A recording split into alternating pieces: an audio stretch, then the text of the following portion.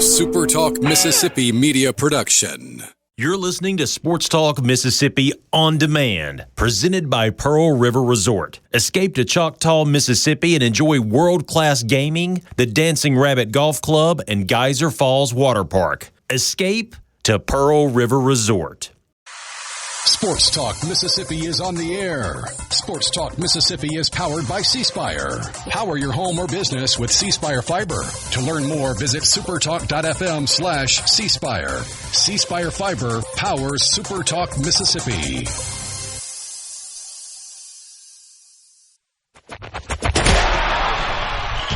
To the junction, in the grove, and to the top. This is Sports Talk Mississippi. On your radio and in the game. Right here on Super Talk Mississippi.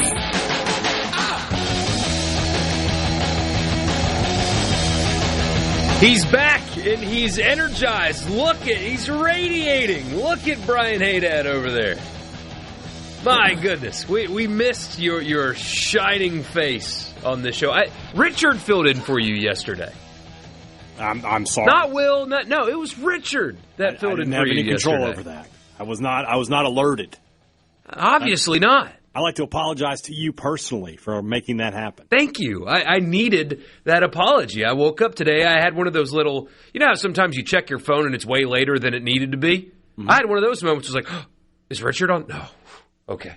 Yeah. Hey, that's back. I'm good. No, I'm here. I'm right here. Here I am. Sports Talk Mississippi. Got a lot of baseball to get to. We have Mark Etheridge joining us, regional projections, stuff like that. A lot of weird stuff happening in the college football world. Our friend J.D. Piquel put out a post-spring top 25. Did a pretty good job on it. A little spice mixed in there as well. New reporting from Hadad's favorite, Ross Dellinger, and we can just laugh for just a couple of minutes and then move on, at what Greg Sankey and Tony Petitti invited into the ecosystem. We'll talk about all that and more with you. A lot to get to. So glad that you guys are here. And the college football playoff rankings show might be going away. And honestly, I have a strong opinion about why that's a bad idea. So all that and more coming your way on this edition of the show. We are glad to be with you here in the Pearl River Resort studios. Pearl River Resort, you know, I just got back from vacation, but I'll take another if Pearl River Resort wants to make that happen for me. I'll be more than happy to go down there and enjoy a great weekend at Pearl River Resort. And you can do it too. Just go to pearlriverresort.com right now. Book your weekend. Book your reservations at their awesome restaurants. Find some tickets for their great live shows, all at pearlriverresort.com. C-Spire text line open to you, 601-879-4395. With C-Spire, it's easier than ever to get all the devices you want in one move with the Ultimate Connect bundle. Right now, new and current customers can get a free phone, a free watch, a free tablet, 100 gigs of data. It's just $90. That's including the new iPhone 17 and Samsung Galaxy S26 for free, and a free smartwatch and a free tablet to go with it. So Free don't wait. Spire. Freespire.com.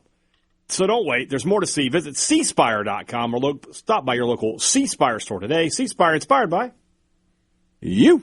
All right. Before the show began yesterday, we had a handful of messages saying, forget everything else. We need Hadad's recap of Wrestlemania. So the floor is yours right now. Because apparently it was a very unpopular night. Right. Our text line did not like what happened in WrestleMania. So let's go. All right. Didn't watch a minute of it.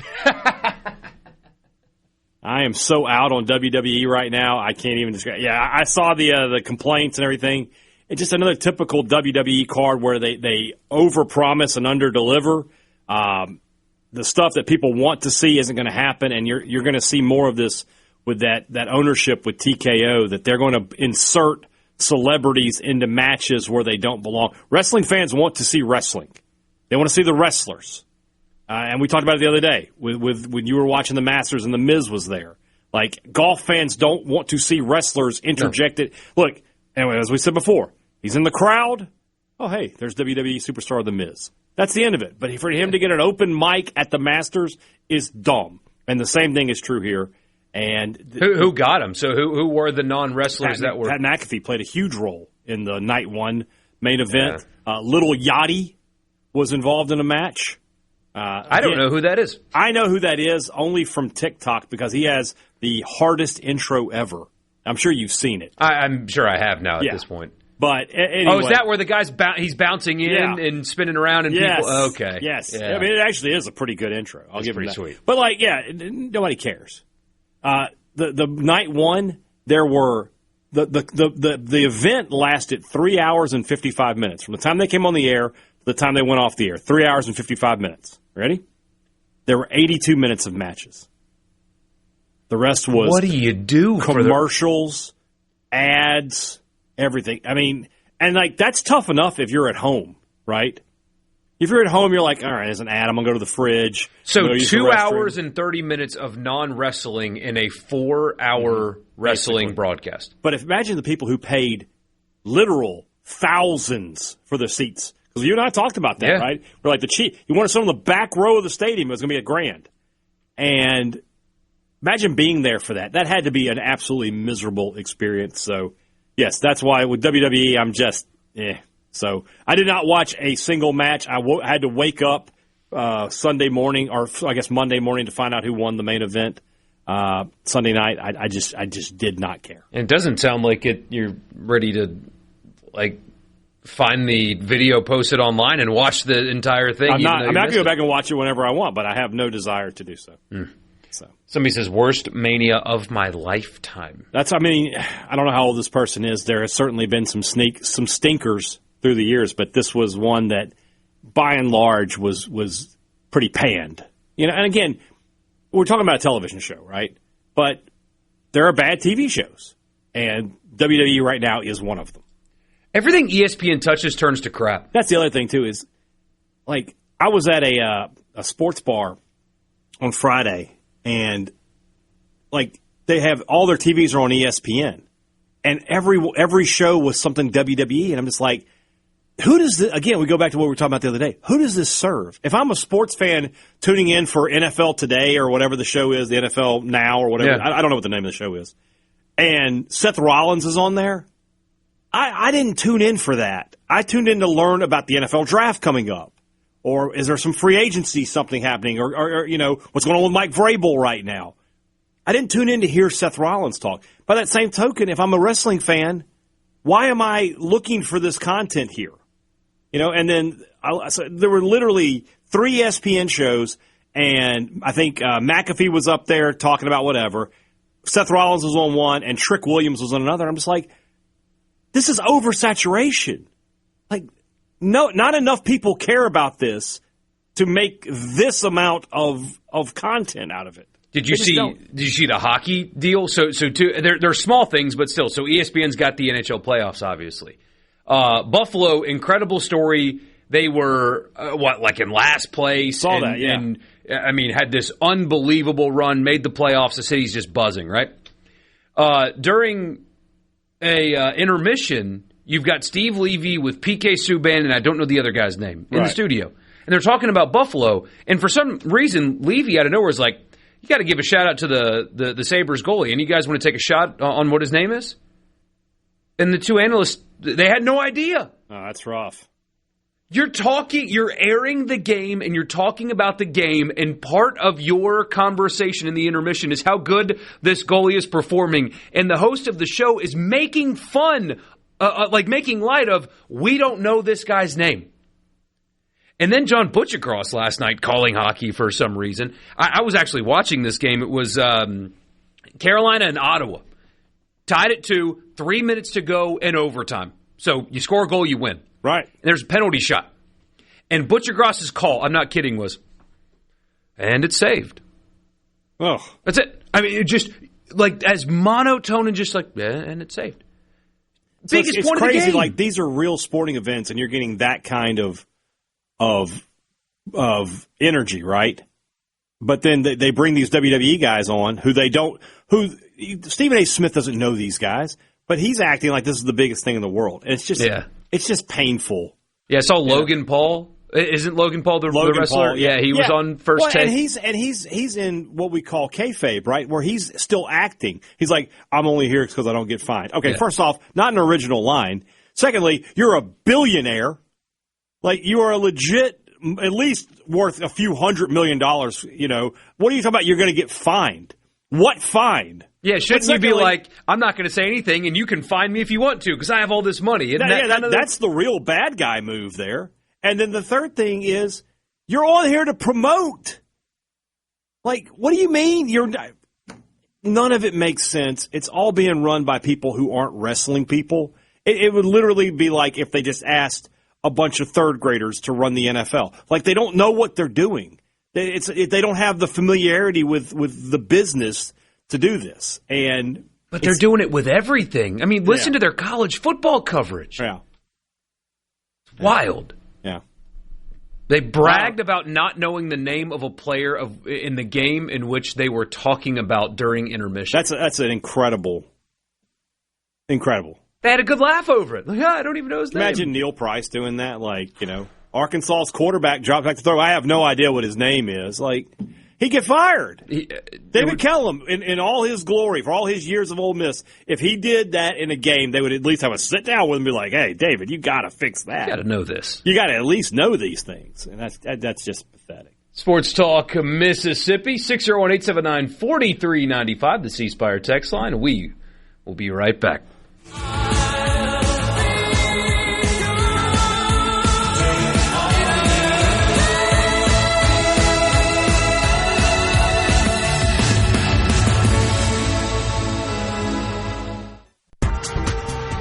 Back to Sports Talk Mississippi. It doesn't get any better than this. On Super Talk Mississippi.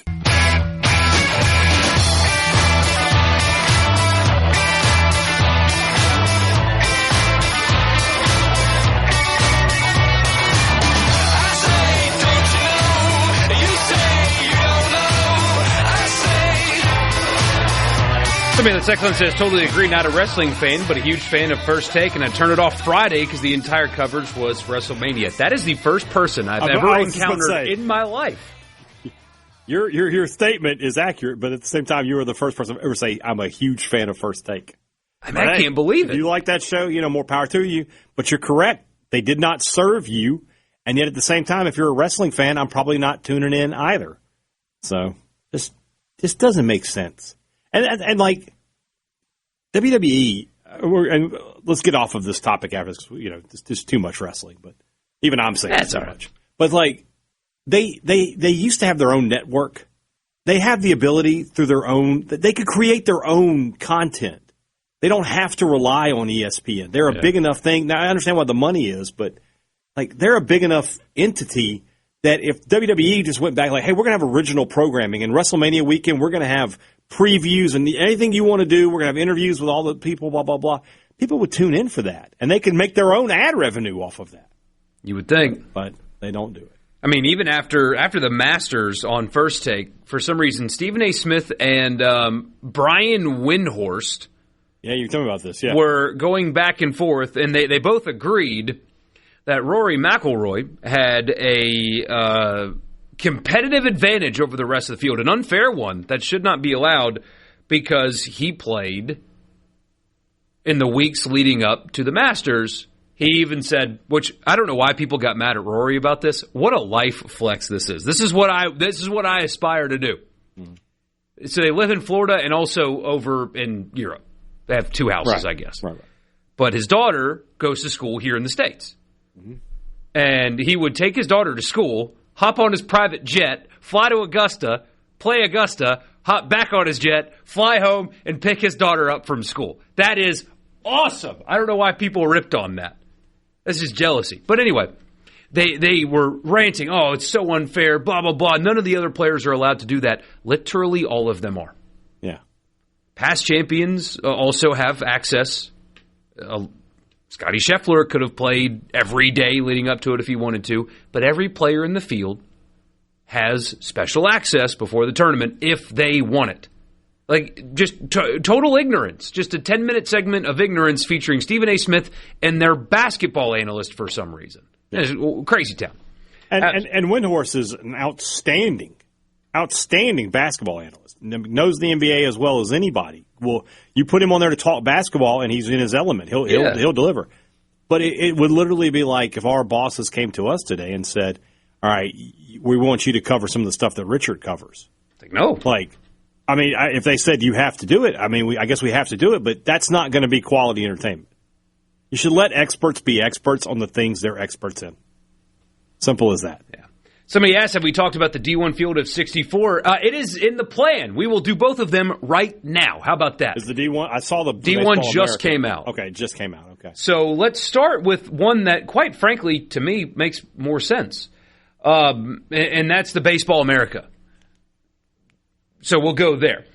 UCLA number 1 overall opposite Starkville. Mississippi State back after a weekend sweep of South Carolina into hosting position with, as you can imagine, Southern Miss, the 2 seed in Starkville, NC State as the 3, and Fairleigh Dickinson the 4. Southern Miss the number 17 overall seed by Baseball America, so just on the edge of hosting is the Golden Eagles after their sweep. The last team in this Baseball America bracket. So it's this is another one of those things that doesn't make any sense to me. We were talking about it last week with LSU, right? Like, if you're the last team in, why are you in the 16 seeds bracket? You're the last team in. You should be in the ones. You should be in the 1 seeds bracket. That doesn't make any sense to me, but continue. Oh, well. So, yeah, that is there. Texas, the 2, opposite Nebraska. How about that? North Carolina, the 3, with Arkansas as the 2 in that regional, opposite Oklahoma, with USC, actually, the 2 in Oklahoma's regional. St. Joseph's and Wright State. Georgia, the 4, opposite Florida, the 13, with Virginia as the 2. Georgia Tech, the 4. Did I? Yes. I saw A and then Georgia, and I assumed Athens. But no, that is Atlanta and Georgia Tech opposite Florida, with Virginia as the 2. Auburn, the 5, with Miami as their 2, opposite Ole Miss. The 12, with Liberty, Baylor, and Indiana State. I will tell you right now, Mike Bianco would cut his hand open and sign that in blood if you gave him the opportunity. I'll tell you that, Liberty is a good team. They are good. Playing really good baseball. But, yes, that on the surface, I know that Baylor is a power conference team. But remember a few years ago when State hosted, it was Campbell. And remember, they played Baylor. Yeah, they've already played Baylor. That's the kind of regional that you could almost be assured. Now, I say that knowing that Ole Miss lost to Murray State at home last year. I know that, but they would be a monster favorite to advance, as much as anybody else in this bracket. For sure. Texas A&M, the 6. Opposite Florida State, with Tennessee, they're 3. Ugh. You don't like that if you're Florida State. No. Athens, so Georgia, the 7, opposite Oregon State. And then Corvallis. Mm-hmm. And then Coastal Carolina, opposite Alabama, with Boston College, East Carolina, and Rider. Good team. Good teams have been playing good baseball this year is Boston College. So. Yes, they are. If you're Mississippi State, NC State's a good team. They're no joke. Southern Miss is a very good team. You've beaten them once this year. I would think you'd feel okay about your chances to advance in this regional, especially if McPherson's back. Like right now, when I look at State's pitching staff and I see McPherson coming back healthy at some point with Valinkas, Duke Stone, co-SEC pitcher of the week, the SEC pitchers of the week, both from the state of Mississippi this week, and then Foster is starting to round into some form there. And then you've seen what Billingsley's been able to do in the midweek where you might be playing an opponent. Right now, I'll be honest with you. If I'm Mississippi State in this regional, Fairleigh Dickinson, I'm starting Chris Billingsley against Fairleigh Dickinson. Yeah. And then I'm going to have, Valinkas, Stone, assuming McPherson's back. They're all going to be ready to roll and go from there. And then UCLA, this is a team you've already played. And if ABS existed in college baseball, you would have beaten them. Correct. That's about it sounds funny saying you're the 16th seed and you're matched up with the 1. You would feel as good about that as you would about anybody else, I think. Over to D1. Yeah. You mentioned UCLA, the number 1 overall seed. Opposite Hattiesburg. D1 has Southern Miss hosting as of this moment, with Mississippi State the 2 and Purdue the 3.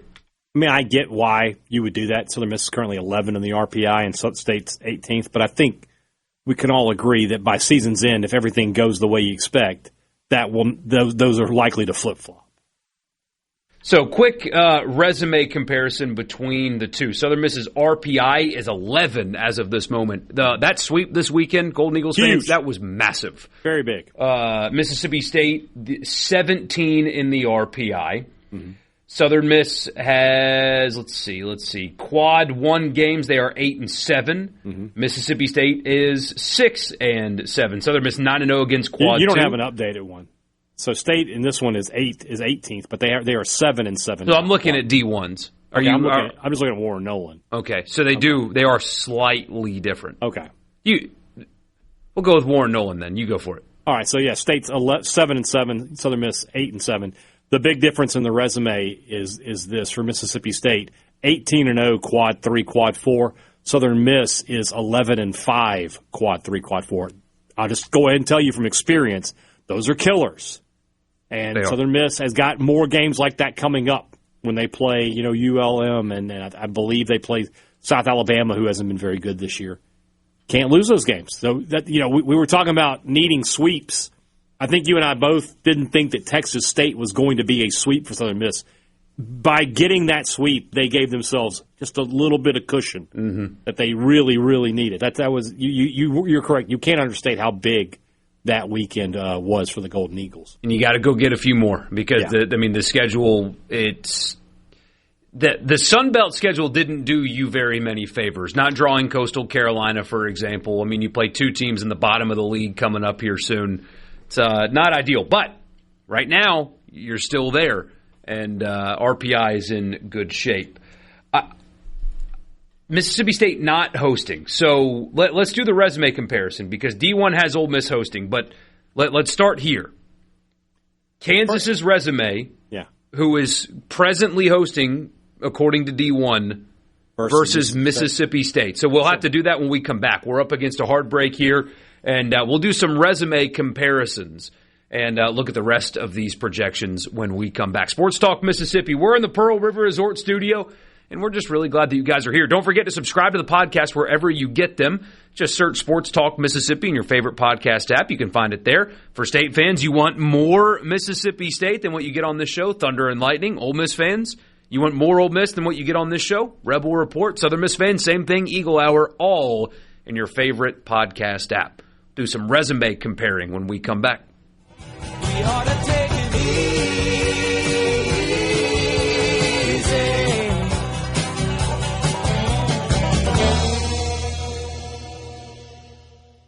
From the sea.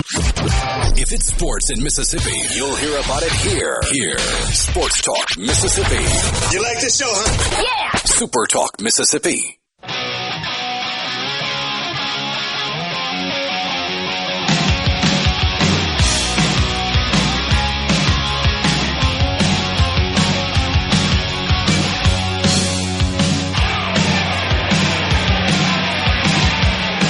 All right, we're looking at D1 Baseball's regional projections, doing some resume comparisons. Southern Miss was the number 16 seed with Mississippi State as the 2.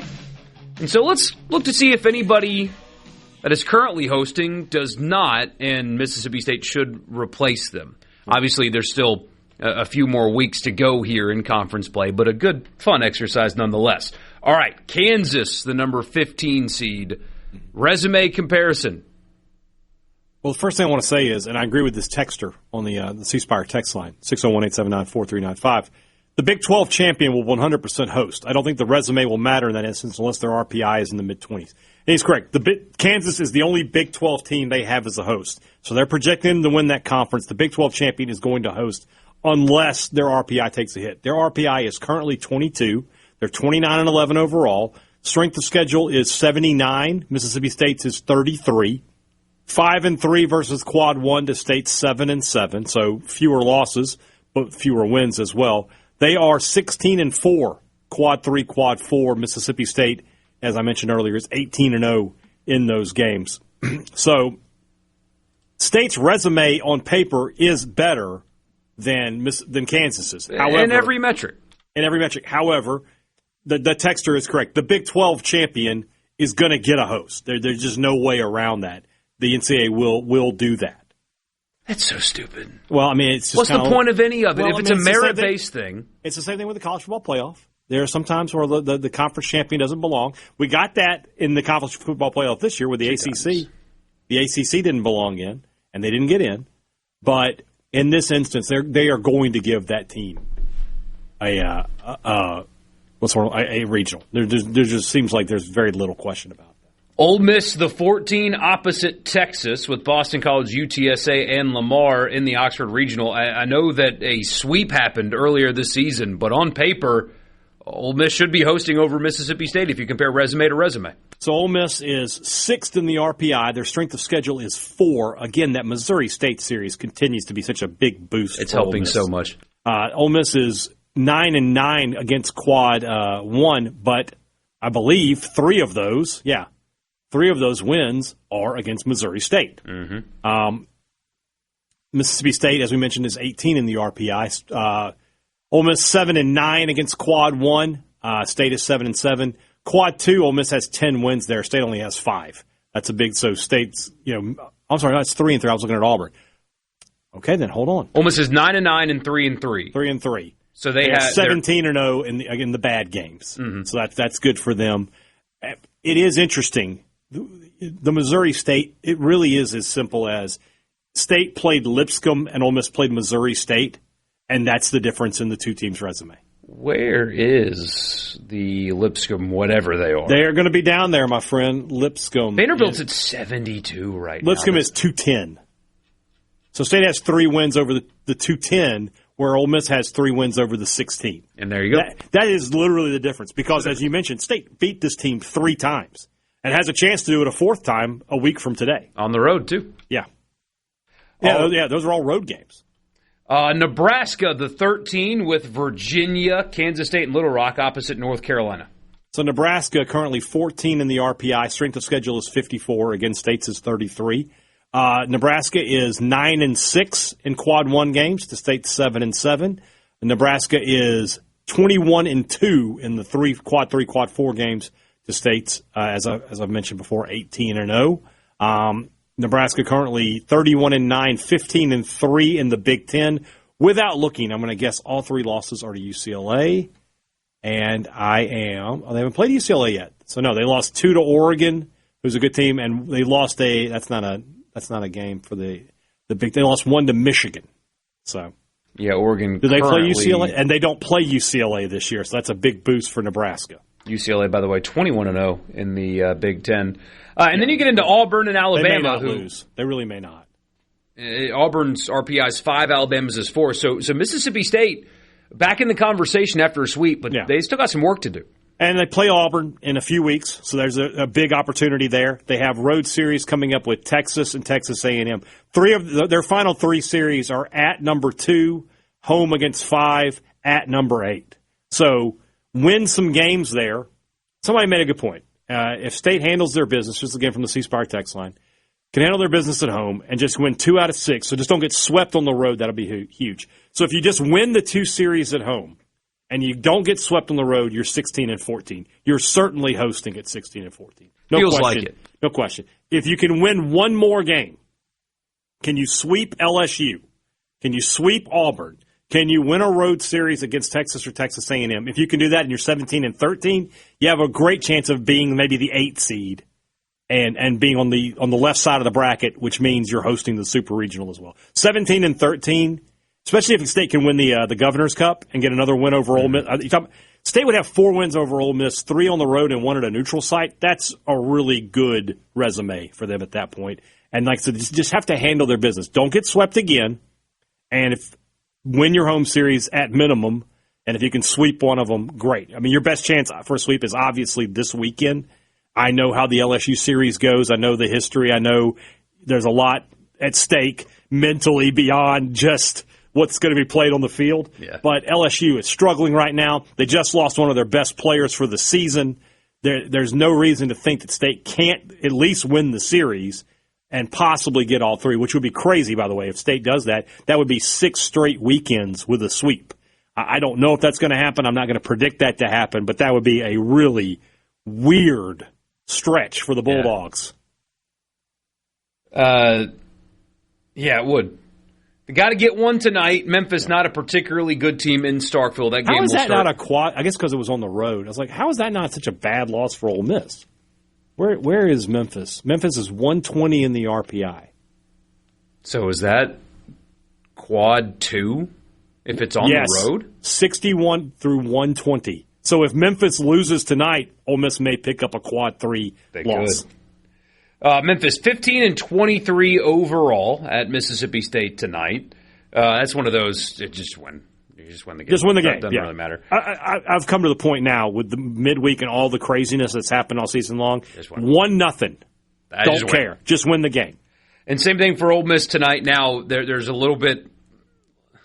I don't know if extra is the right word. I don't know if that is how you describe this, but it is Murray State.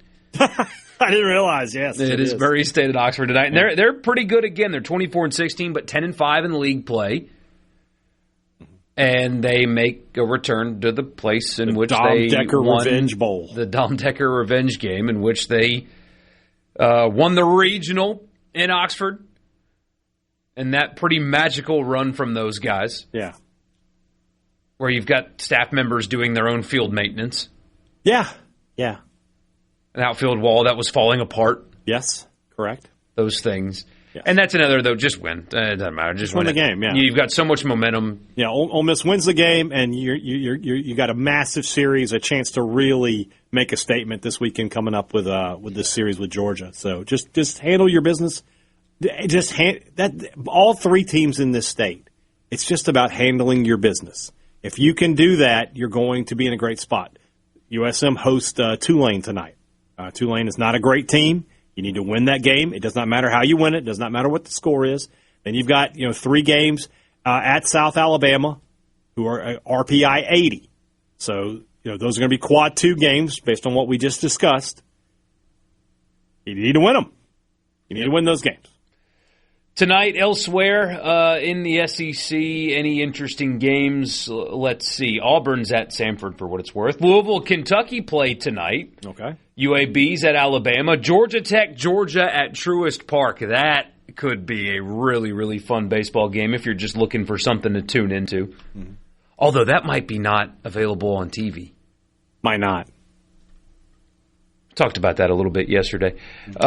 Missouri State is at Arkansas. Look out. That's Razorbacks. Again, and for Arkansas, a team currently on the outside looking in for hosting, that's a chance to get a good win. And you would never have guessed that when you scheduled it, but Arkansas is currently the 2 seed in Tallahassee, who are the 9 seed overall. Yeah.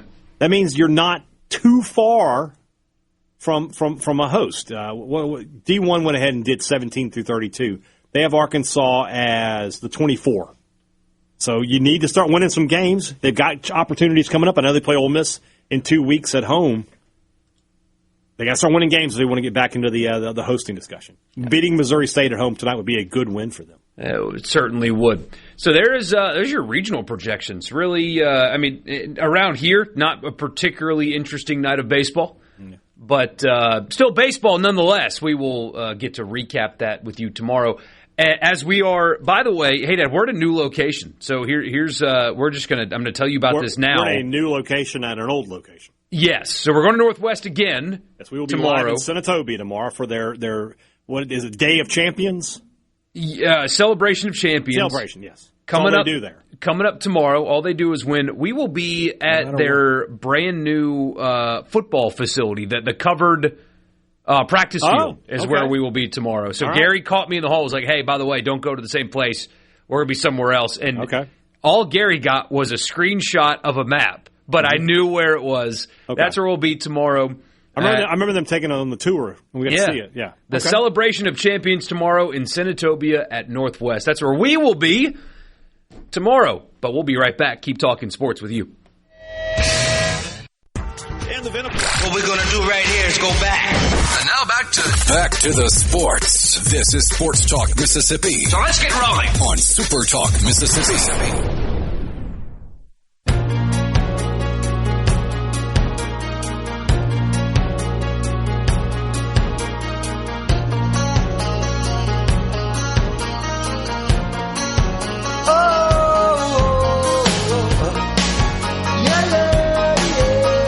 You want to see Zach Bryan in a football stadium?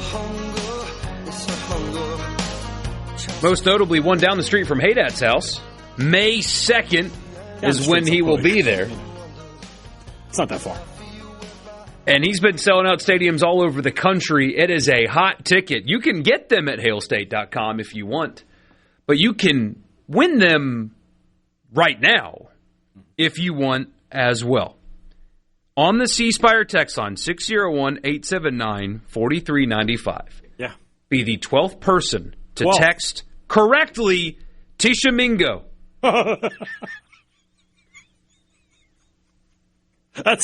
can't wait to see how this goes. Correctly. And you will win tickets to Zach Bryan in Starkville May 2nd at Davis Wade Stadium. You don't want to miss it. I don't. Zach Bryan's not for me, but it doesn't matter if it's for me or not because he is selling out football stadiums all over the country. So he's for a lot of you. That's for sure. What's funny is I don't really know how to spell it either, so I'm not sure. It's already the 12 have already been submitted, so I will tell you Tishamingo. There's no A in Tishamingo. I'm just going on what Willie sent me. Hold on, there is no A in Tishamingo. Is that a Zach Bryan song? No. There's no A in Tishamingo. Hey, blame Will. T-Show Mingo. We can't accept that. It's got to be the correct. We told him to spell it correctly. We did, but it's already been done. We had dozens of messages, at least on my end, before I even spelled it the way Will spelled it. So the winner already submitted the correct one, correct way to spell it. Okay. Yes. So it's like we can't do that to people. All right. 2, so who won? 3, 4, 5, 6, 7, 8, 9, 10, 11, 12. Got a winner? Yeah, but here's what's so funny. Uh-huh. It's Mike and Tisha Mingo. I'm not kidding. There you go. Who won, but the person that saved his name spelled Tisha Mingo wrong. Look at Mike. They did. That's funny. Fix that while we're here. Mike, congratulations, Mike and Tisha Mingo, sir. You win. You have spelled Tisha Mingo correctly. We have misspelled it. Somebody at SuperTalk has misspelled Tishamingo 2 times, apparently. So that's so funny. Mike. We'll see you in Starkville. There's on a May good 2nd. chance that was me. Yeah, it really is. There's a good chance that was me. Good job. Congratulations, Mike. We really appreciate you being here and listening. We're just going to have to not use the text line for a while because it takes forever. Yeah, it's going to clear itself out. Yeah, it's going to be nuts. So we'll talk to Mark Etheridge coming up in a little bit. Then we'll put the baseball conversation to bed, transition into football. But you may not have seen it. I know you were traveling. Did you see that Super Troopers 3 is coming out, and they dropped a trailer yesterday? Uh-huh. Yes, I Did you watch the trailer? I haven't watched the trailer, and I can't exactly watch it right now, but I will try to catch that a little later. Like I said, with Super Troopers, that's a movie that when I heard it was going to be out, I was excited because as Meow know, it's a movie that we've all seen, we've all enjoyed. We make a lot of great references to it. I'm making some right meow, and they. Those guys are really funny. They did Beer Fest, which is a movie I really like. I will definitely be among those in line on opening night, and Meow we'll have a look at that movie when it comes out. August 7th. Meow meow meow meow. I liked the second one. I liked it. It's all right. It was not the first one. The first one is far better. Yeah. The trailer for this one looks good. I am so optimistic about this. I'm so optimistic about it. You know that sometimes they do that, and that's all the good jokes. Yeah. They put them all into the trailer, and then you get in there, you're like, well, I've already seen this. So we'll see. It looks, again, it's just a trailer. It's a 2.5-minute long trailer, but it has the exact same feeling as the first one. It looks like they just decided, you know what, let's make the first one again, basically. Okay. Let's just go back to our roots. I'm looking forward to it. I like those guys. They make funny movies. I'm freaking out, man. I mean, Club Dread was good. Yeah, it's all right. Beer Fest is my favorite of that group. It's frustrating. What is it? I've been meaning to hit play on, what is it, Tacoma FD that they made the show? Yeah. I've been meaning to hit play on that. But we'll see. I'm looking forward to it. Well, good. Man, our text line, though, goodness gracious. This is going to take like half the show to get this to... People wanted those tickets. What can you say? 601-879-4395. After the news, we'll talk baseball with our friend Mark Etheridge of D1 Baseball. And I got some football stuff to get to after that as well. So glad you guys are here. Appreciate you listening. Enjoy the Zach Bryan concert in Starkville. And again, we'll be in Senatobia tomorrow and Oxford for Double Decker on Friday. Richard said he's going to come hang out for a little while, which, you know what that's going to be. Shenanigans. Goofy stuff on the wall and mozzarella sticks? Yeah. Ooh. All of that on Friday. We'll be back after the news.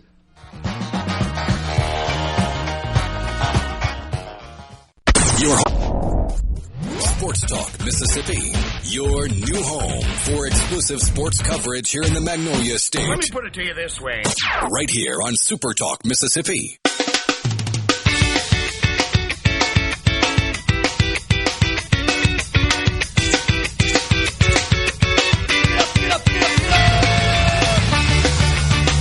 Welcome back in Sports Talk Mississippi. We go to the Farm Bureau guest line to start this hour. Check out favorites.com and go with the home team, Mississippi Farm Bureau. Mark Etheridge joins us once again of D1 Baseball, d1baseball.com.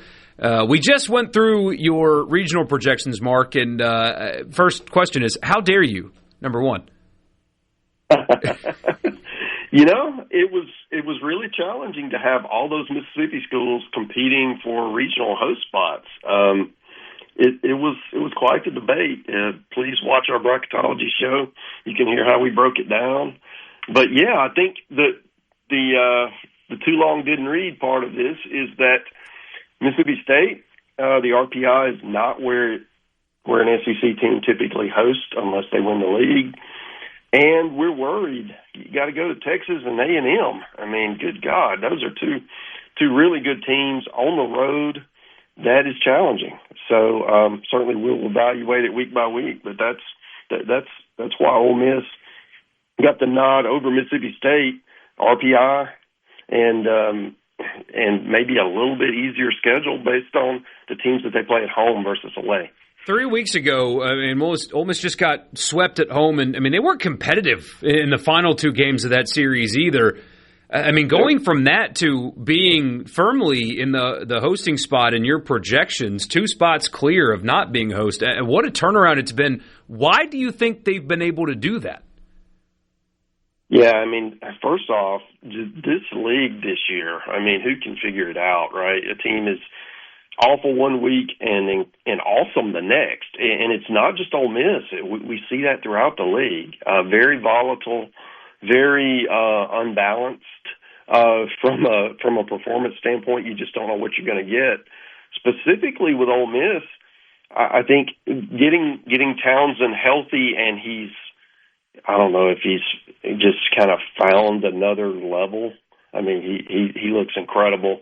I like the move of Rabe to the rotation. I know that hurt the bullpen, but that has, there's no doubting the stuff. It's legit, and I think the more he pitches, the better he's going to get. And then at the end of the game, Hooks? He's really established himself as a legitimate closer type and just coming in and getting people out. But then you look offensively, and I've been guilty of this as well, of saying, okay, Ole Miss, if you don't hit home runs, you're not going to score, right? But over the last few weeks, they've been able to be more versatile and score in different ways. And if they don't hit the ball out of the park, it's not a death knell. They can still scratch some runs across. And I think because of that, they've become more versatile. They've become more varied and handle the different kinds of attacks that these opposing pitching coaches are trying to levy on them. So it's really a team that's changed a lot. And I'll say this, with Ole Miss, maybe even a month ago, the way I valued them is I felt like they had a high floor, but I didn't think the ceiling was very high. I figured they would make a regional. Maybe if they get the right draw, they win it, but there's no way they make it to Omaha. And that has changed. Over these last few weeks, I see this as a team. They still have a high floor, but I feel like if they get the right breaks and you get the right draw and all these good things and continue to play the way they are right now, they can play with anybody and get to Omaha and win games when they're there. So, Mark, you've currently got Ole Miss hosting in your bracket. You've got Southern Mississippi hosting Mississippi State as the 16th seed. If State does handle their business, they win. There are two remaining home series. That would be including against Auburn. Let's say they can find a way to win one of those series on the road against Texas or Texas A&M, and they don't get swept in the other one. Finish 17-13 in the league. Let's say they beat Ole Miss in the Governor's Cup next week. Is there a path to have three teams in Mississippi hosting regionals? Oh, absolutely. Absolutely. I think for Mississippi State, they were one of the, they were team 17 or 18, depending on how you want to parse it. And and when you're that close, you're going to have some carnage in front of you. You have teams playing each other. You're going to have teams that don't play as well. If you win, the opportunity is there to move ahead. And I do think that when you have those high-profile series like State's going to have with A&M and Texas, plus you're going to get the RPI road bump, which RPI is kind of the problem right now.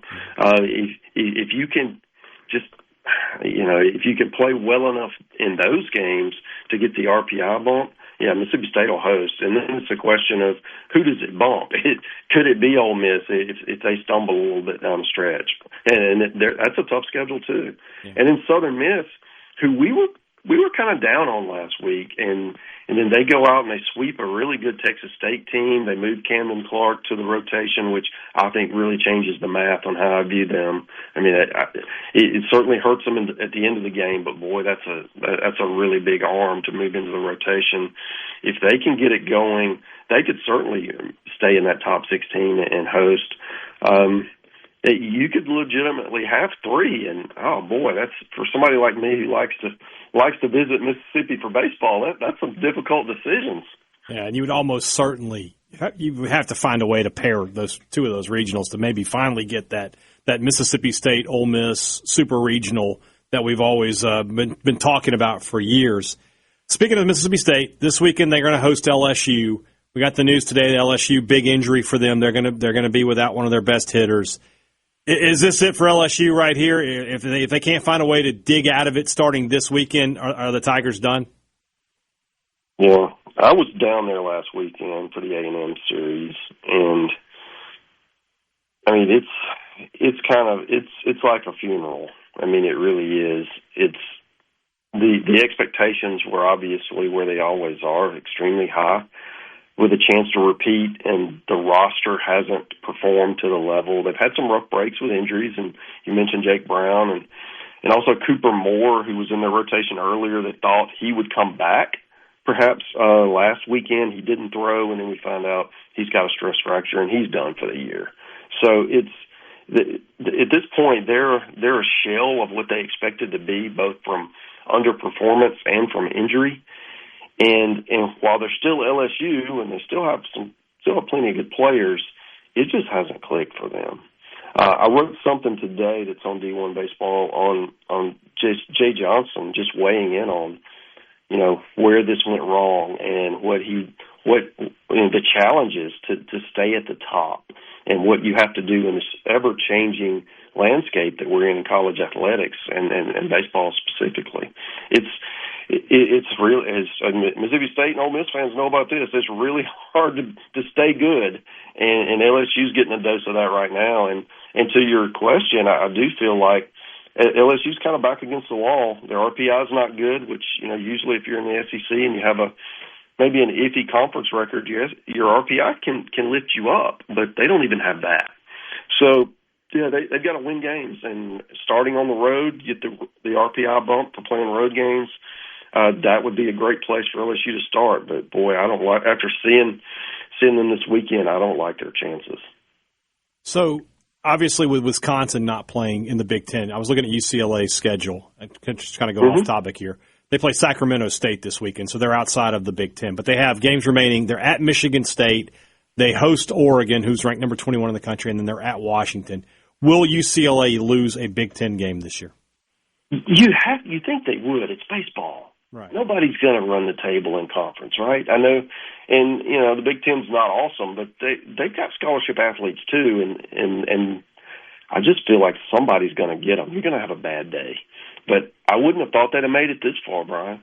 I mean, it's a team that has so much experience from last year and the year before for a lot of them. I mean, they're 3 years together for the bulk of that team, and then they've added some impact transfers.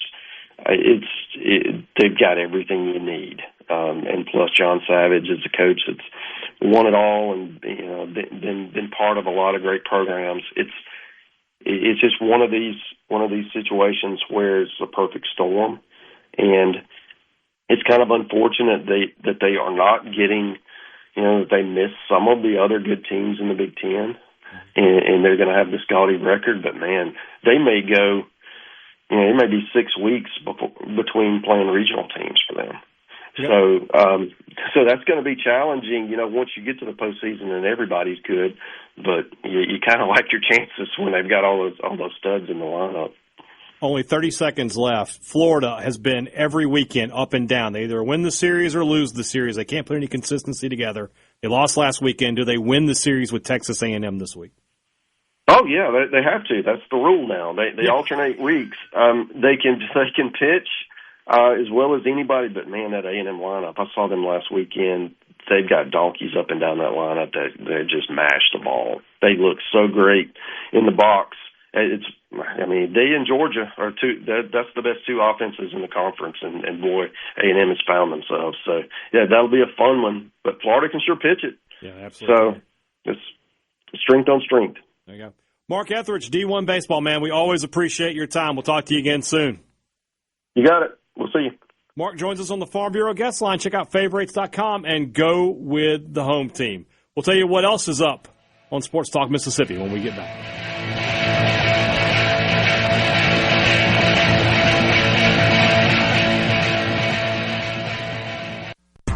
And the Venable Glass. Sports Talk Mississippi is brought to you by Covington County Hospital in Collins, where your health matters. This is a place for crazy people. If it's sports in Mississippi, you'll hear about it here. Sports Talk Mississippi on SuperTalk Mississippi.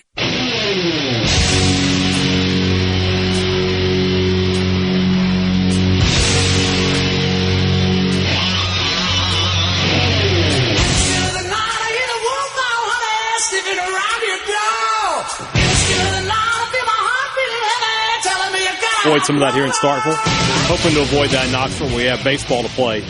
But if it rains, it means one thing. It means the grass is going to grow and you're going to have to mow it. So I would make a trip to Ag Up if I were you, my friend, and visit them while the spring tractor blowout is still going on. There's a John Deere 3025E with a loader on it with your name on it. Just $365 a month for 0% financing for 84 months. That's an incredible deal if you're trying to upgrade your equipment or if you're thinking about getting your first tractor. But don't wait too long. Those prices will not stick around. Visit any of Ag Up's 15 locations throughout the state of Mississippi or check them out online at agup.com. Ag Up brings you What's Up on Sports Talk Mississippi. J.D. Piquel, friend of the show and contestant in the most 80s villain sports personality lookalike contest, along with Michael Borkey, put out a top 25 earlier today. We're going to talk about that. The college football playoff, maybe some tweaks to the way we're presenting that. We'll talk about that.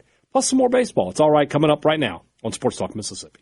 Hey, go through this quickly. Ross Dellinger reporting on the college football playoff committee that decides the format. It's not called that, but that's what it is, so we'll just keep it simple. Is meeting to discuss expansion again. If I were the Big Ten, as I said yesterday, I would not vote for expansion. The SEC made their schedules more difficult. You've got a chancellor of an SEC school on record saying that he regrets his vote, and had he known they weren't going to get playoff expansion, he wouldn't have voted that way, which makes you wonder what he was told, his leadership at the league office, all that, right? Talked about that a little bit yesterday. If I were the Big Ten, I would not vote in favor of expansion right now. I would keep everything as is because the Big Ten is coming out better than the SEC. However, they're having those talks this week. But guess what, guys? That's not the only group of people that are having discussions about expanding the college football playoff.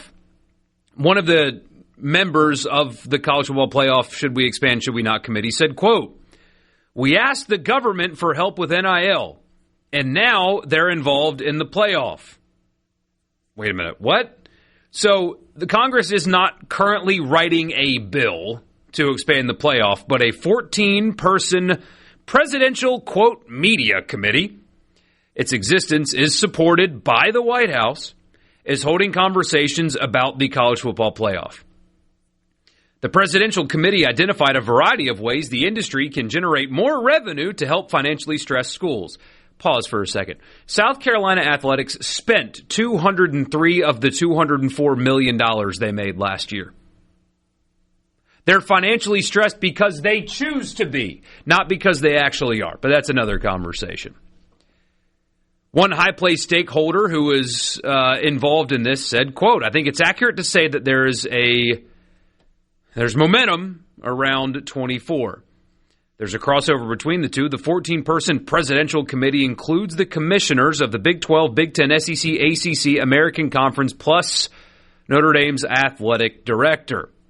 Other members of the presidential committee include ESPN and Fox executives, business guys like Jerry Cardendale and David Blitzer." I know who those people are. Yeah. A Republican political strategist and longtime advisor to the president. And Cody Campbell, the billionaire that is funding Texas Tech athletics right now. And he's the one that's leading the charge to get Congress to fix college sports, even though they won't. The growing support for a 2014 playoff not only exists among the presidential committee members working outside of college athletics. During last week's meeting, 3 of the 4 power conference commissioners and Notre Dame expressed support for, or at least openness to, explore 24 teams. Greg Sankey not involved on the call. So this presidential committee does not actually hold power over anything. The Big Ten and the SEC, as you guys know, control that. But the committee's role is to eventually arrive at recommendations to the White House, ultimately to form a congressional bill. So far, far, far away, if anything gets done at all. But I am just so glad. I am so glad that we invited politicians into fixing college sports, because we knew that they were not only going to do right by college sports, but they were going to stay on task, for sure, and only focus on NIL. And there's no way that they would ever turn their attention on controlling everything, because they certainly don't do that in other aspects of our life. Good job, guys. Great job. I was saying earlier about let the experts be experts in what they're experts in. No, we're going to let Congress decide what the college football playoff format is. We decided to let the people who aren't experts in anything be experts in something. These guys aren't experts. The only thing they're experts in is wasting your money and filling their own pockets. This is as close to a political rant as we're ever going to get out of me, but you're going to have to sit there and listen to it. Doesn't matter what side of the aisle they're on, they are only about one thing, themselves. So, thanks. Yeah, it's great. I'm so excited for the. When you sleep with dogs, you get fleas. I'm just very excited for Congress to start writing bills for the college football playoff format. I'm so excited about that. That's great. Thank you, everybody involved. Really appreciate you. Thank you. All right, let's have a palate cleanser. You want a palate cleanser? Yeah. And I don't necessarily agree with this list, because there's some other ones that should have been involved, but the top 15 best high school mascot names in America. Oh, okay. These are real. These are real names. All real names. Okay, go. Number 15, the Pleasant Hill, Oregon Billies. And their mascot is a billy goat. It's a goat. All right, I can live with that. It's a decent name. But there's better ones. We got better ones in this state that don't make the list. There's one in this state for me that if it doesn't make it, I'll be sad. Are there any from Mississippi on the list? There are none from Mississippi the fact on that the list. Kosciuszko didn't make it kills me. The Whippets. Number 14, out of Florida, the Laurel Hill Hobos. And their mascot is... A why would you a homeless person? That's what their mascot is. What's the name of the city? Laurel Hill, Florida. Laurel Hill, pretty cool to the homeless. This is out of Montana. I believe I'm saying this correctly. Correct me if I'm wrong. How would I know? Is it Chinook? Chinook? Sure. The Sugar Beaters. Okay. I don't know what it is, but it is a real mascot. They're much better in Mississippi than these names. But go ahead. The Waters Meat Township. That's in Michigan. The Waters Meat Township. Are you saying Waters Meat? Waters Meat, and it's one word. Waters, M-E-E-T. Like where two rivers join? Yes, or, Waters Meat. Okay, or I was wondering like a steak. Not like a steak that's covered too in soggy. water. Yeah, right. no. All right, I got you. Waters Meat. What are they? The Nimrods. Isn't there a team in? There's a team in. There used to be. No, there's not. There's not. The Nimrods. That's a good. Nimrod is a biblical word. It means mighty hunter. So. And but the mascot unfortunately, it's become something else. The New Berlin, Illinois Pretzels. God. And their logo is a pretzel. East Union should be on this one, too. The Urchins. The Urchins. Urchins does not make it. Yeah. The Hutto, Texas Hippos. The Hutto Hippos. Okay. I've seen that one. That's a good one. Probably nearby San Antonio. Got those big old women down in San Antonio. Shout out Charles Barkley. Yeah. The Harrison, Arkansas Golden Goblins. They're trying to get Spider-Man! That's the Green Goblins. Never mind. Number 8, the Dunn, California Earwigs. Oh, God. It's horrible. Could you imagine? What's that mascot look like? Yeah. Let's go Wigs. Their logo is just like the Detroit Tigers D, like the old English D. Okay.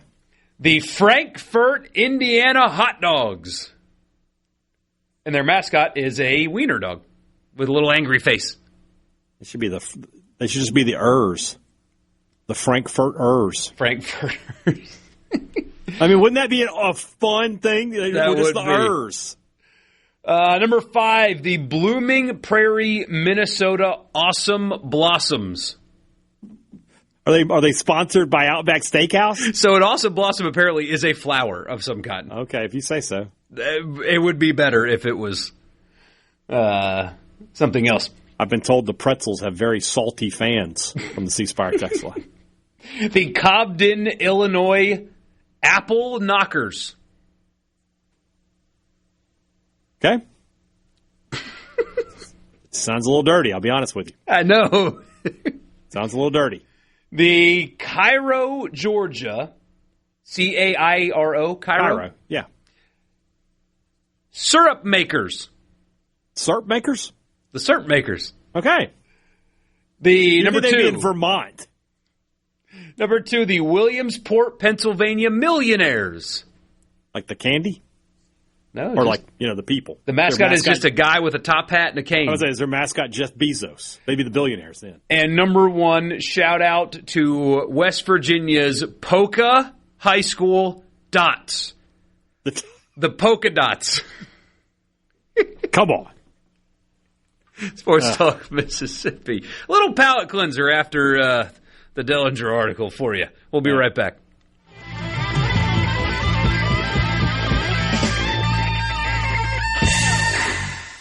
From the Sports Talk Mississippi to the Junction, in the Grove, and to the top.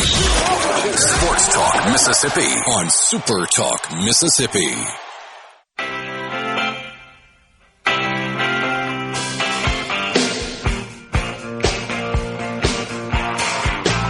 All right, I disagree with that list. I was about to say, I was going to introduce Brian Hadad as somebody that has some dissension on the top 15 best high school mascots in the country. Not a single mention of any kind to the state of Mississippi. Right. So what do you got? There are 44 teams in this state that have a unique name, that nobody else in the state is using that name. So we're going to go through a few of them here. First of all, I think Gulfport, the Admirals. Not a lot of Admirals probably out there. Not a lot. That's not a lot. And that's not even a really super unique name. Okolona is the Chieftains. I guess Jackson St. Joe is the only Bruins in the state. Not exactly a unique name. I just like to point out that they named their mascot after an alum of their biggest rival, St. Aloysius. So, can you imagine if State was the Mannings? That's what they did. Olive Branch is the Conquistadors. That's better than Billy's. That's better than Billy's. Yeah, I agree. Wesson is the Cobras. That come on. Who else gets to be the Cobras? That's a good one. Laurel is the Golden Tornadoes. Not just a regular tornado, a golden tornado. I think that deserves a mention. Picayune, the Maroon Tide. There's all sorts of tides out there. There's only one Maroon Tide, and that's in Picayune. I think you could put Ocean Springs on that list. The Greyhounds. How many Greyhounds are out there? How many teams in the state of America are the Greyhounds? So that belongs on there as well. I mentioned the Urchins. New site are the Royals. Other than Kansas City, who are the Royals? I think they could go on there. Saint Stanislaus can get on there with the Rockachaws. That's the one. Especially when you have the logo that accompanies it. Yeah. That's better than Billy's. Taylorsville, the Tartars. The Tartars, I'm sorry. They get mad at you if you say That's another one. Kosciuszko was my choice, the Whippets. That's just a dog, right? Yeah. But, have you ever heard of anybody else being the Whippets? I said to mention the Urchins. Moorville are the Troopers.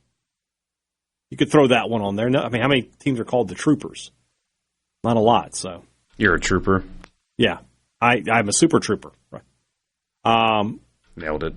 Yeah. So, as far as unique names go, there's a lot. It's an interesting article here. What do you think is the number one mascot in the state in terms of has the most teams? Tigers. You're correct. There are 34 teams. Let me make sure this is from 2012.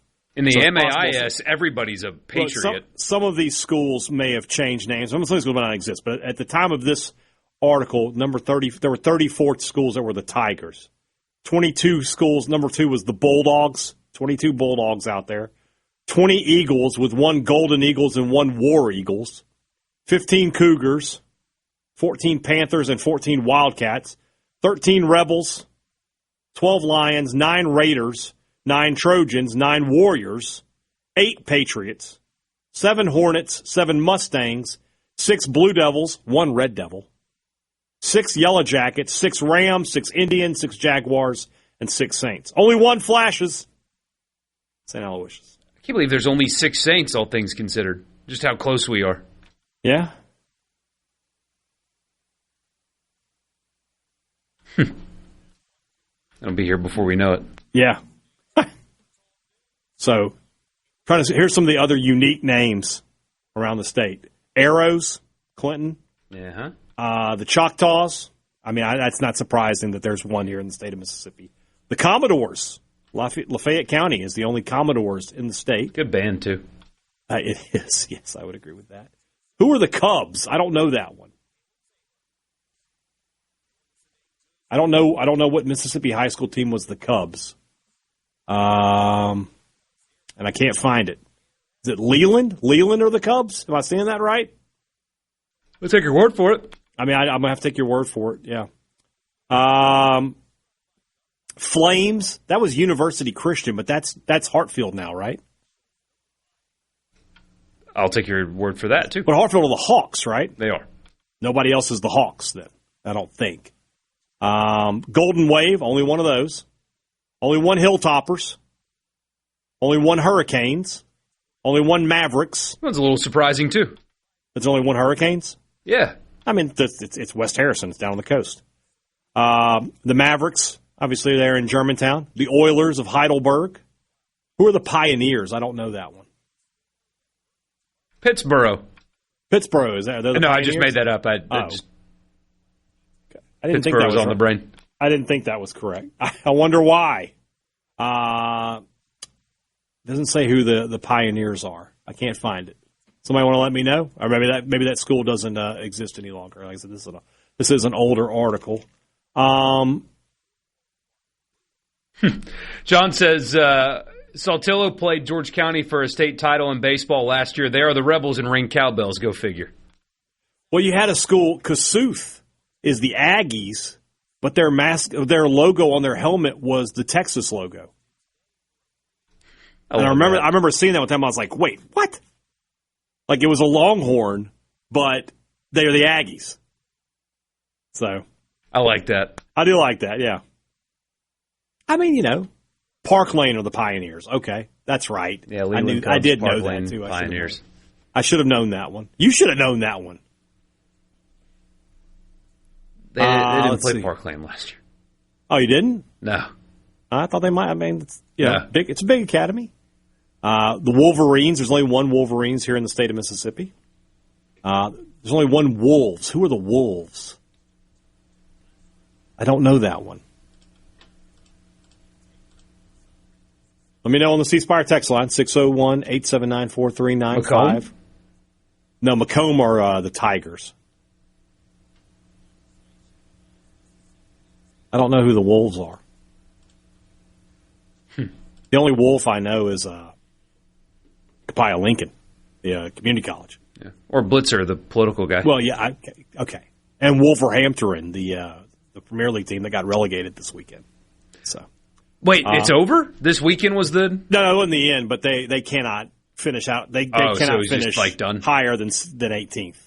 How was your trip to Tampa? What was that like? A lot of fun. I had a great time. Ate a lot of good food, and really enjoyed the Fan Fest. It was a lot of fun. There were a ton of people there. A lot more on Sunday than Saturday with the big, Man City Arsenal, kind of the biggest game of the weekend. A lot of cool. Met some cool people. My buddy Bob, who was there, he was working as well. Got to interview a lot of Premier League people who played in the past. I met David James, who was the goalkeeper for England. Played in a number of World Cups for them. You'll never guess, but his hands are massive. Shook my hand and was like shaking hands with a bear. He goes in the Jackie Sherrill pantheon of massive hands. The Puckett are the Wolves. I should have known that. St. Al used to play Puckett back in the day. So Cleveland Central are the Wolves as well. Okay. There you go. I should have known Puckett. Pisgah should be on this list too. Are they not on here? They're not on the list for some reason, but they're because there's probably more than one, but they're the Dragons. The Pisgah Dragons. I remember playing them, and you go in their gym, they had this massive painting of a dragon. That's so cool. It's like, that's pretty cool. That's how you do it. So, trying to remember, like, the teams that I played back in the day who had a unique name. Greenville St. Joe's the Fighting Irish. I think they're the only ones in the state. Did I play against any? I played against... Pelahatchie being the Chiefs. I don't know if there's another Chief in the state, but they were there. Utica was they were the Gold Wave. So there was more than one Gold Wave, but Utica was a school that got consolidated. That's now I think that's part of Heinz AHS. I could be wrong. Trying to remember any of the other unusual schools that we played. There's nothing else is standing out. Natchez Cathedral is the Green Wave. Somebody asked earlier if we know the backstory behind that. I certainly do not. Like why they became the Green Wave. Why Natchez Cathedral became the Green Wave? That showed up on the text line like 3 minutes ago. I have no idea. I was in Natchez this past weekend. I don't like to think about Natchez Cathedral. They gave me a lot of bad memories. Oh, really? Never beat them. Lost the most heartbreaking game of my high school career to them.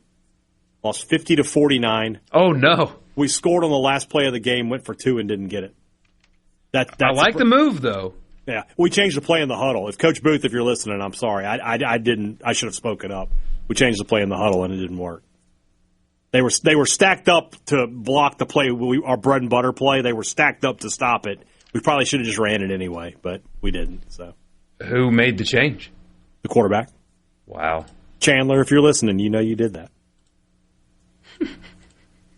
So, Sports Talk Mississippi. That was fun. Why not? It's April 21st.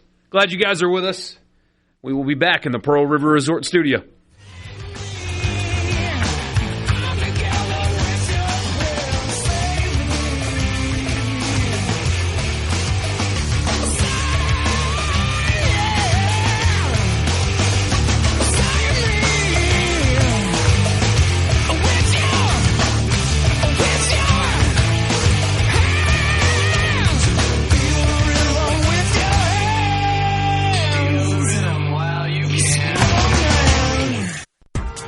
And the Venable. Sports Talk Mississippi. Sports. On your radio and in the game. Super Talk Mississippi.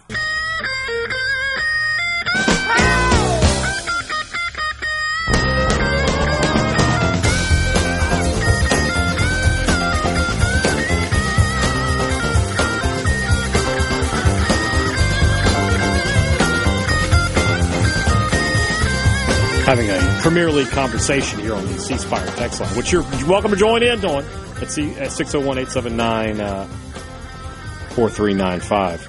So we've talked about it a little bit, Borkey, that one of the big clubs, Spurs, they are in the relegation zone right this second. Even with Wemby? No, that's another Spurs. That team's really good. This team is not. And so they were winning Saturday, going into like the 90th minute. So we're into extra time. And they needed these 3 points. That would have pulled them out of the relegation zone. And there was a goal that equalized the game. And that dropped them back into the relegation zone. And when that happened, I have never seen people they were catatonic. Their fans were just like, no! And literally everybody else in that area was cheering for Brighton because we all want to see Spurs go down. For our listeners who aren't soccer fans, this would be like if MLB had relegation and I want to say like if the Mets went down. Like a big club, a club that spends a lot of money. And they just don't win anything. And that's where they are right now. And they have a really good chance of going down. And so their stadium is the one all the NFL games are played in, right? That's the Tottenham Hotspur Stadium. That stadium next year may host the championship games. Like, imagine if Citi Field, they were bringing in, like, the Trash Pandas and teams like that to play the Mets. That's what's going to happen next year at the rate this is going. And when I tell you that I will be locked in to the championship next year, I was telling Bob, I was like, they should send Spurs first game to whatever the worst grounds make the Spurs fans go to the worst grounds in the championship game one. Just get used to it, buddy. I mean, of all the things that they do wrong over in Europe, like just their general existence, incorrect. Breakfast. What are you doing? Yeah, I agree. You don't season your food. Come on. There's just so many things.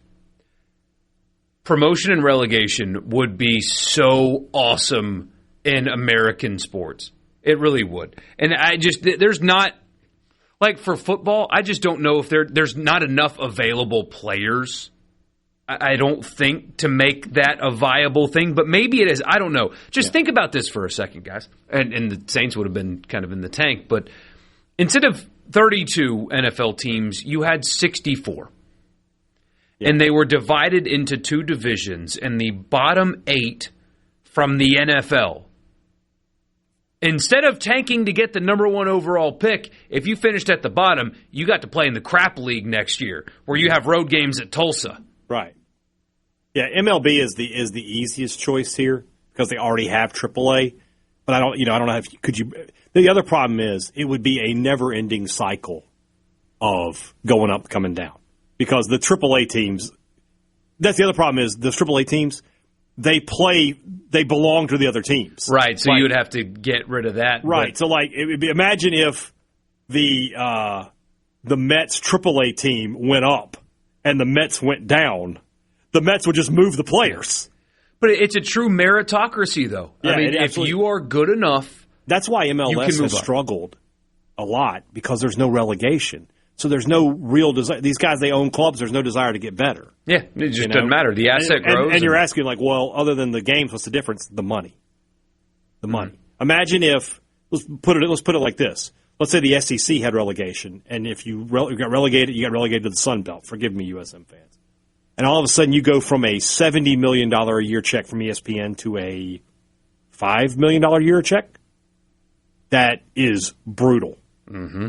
So, yeah, that's the goal of relegation is to get that Premier League money.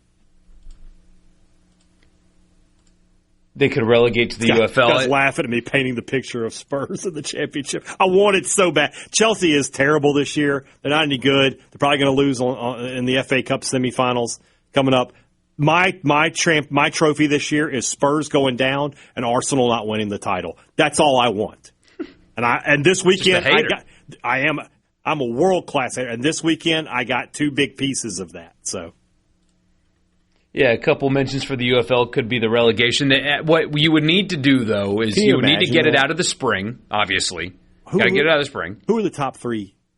Who have the top 3 picks? Raiders, Browns, and who's the 3rd pick? Do you know? Is it the Jets? The Jets. You're right. Imagine them in the UFL. Yeah, having to play the Stallions. Oh, my gosh. That is just in Orlando. And incredible to think about. I would love that here. Love that here. Mm-hmm. And they say, the television networks would never allow it. Are you sure? I don't know if I'm totally sure. Because suddenly the Jets games and the Raiders games in Week 17 and 18 become really interesting. Yeah. They're making billions over there. We could make it work here. It'll never happen, unfortunately. But, man. It'd be fun. It would be fun. So, Sports Talk Mississippi. We'll get to your college football fix after the news.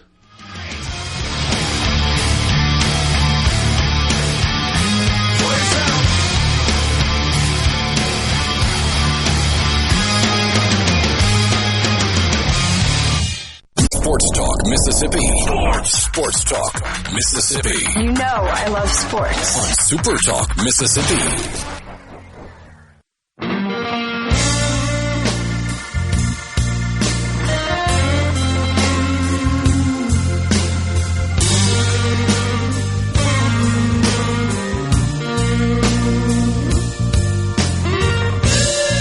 Number 3, Sports Talk Mississippi. I'm Michael Borkey alongside Brian Hadad as we are with you every single day. So glad that you guys are with us. Hadad refreshed after a few days off. I wasn't here yesterday.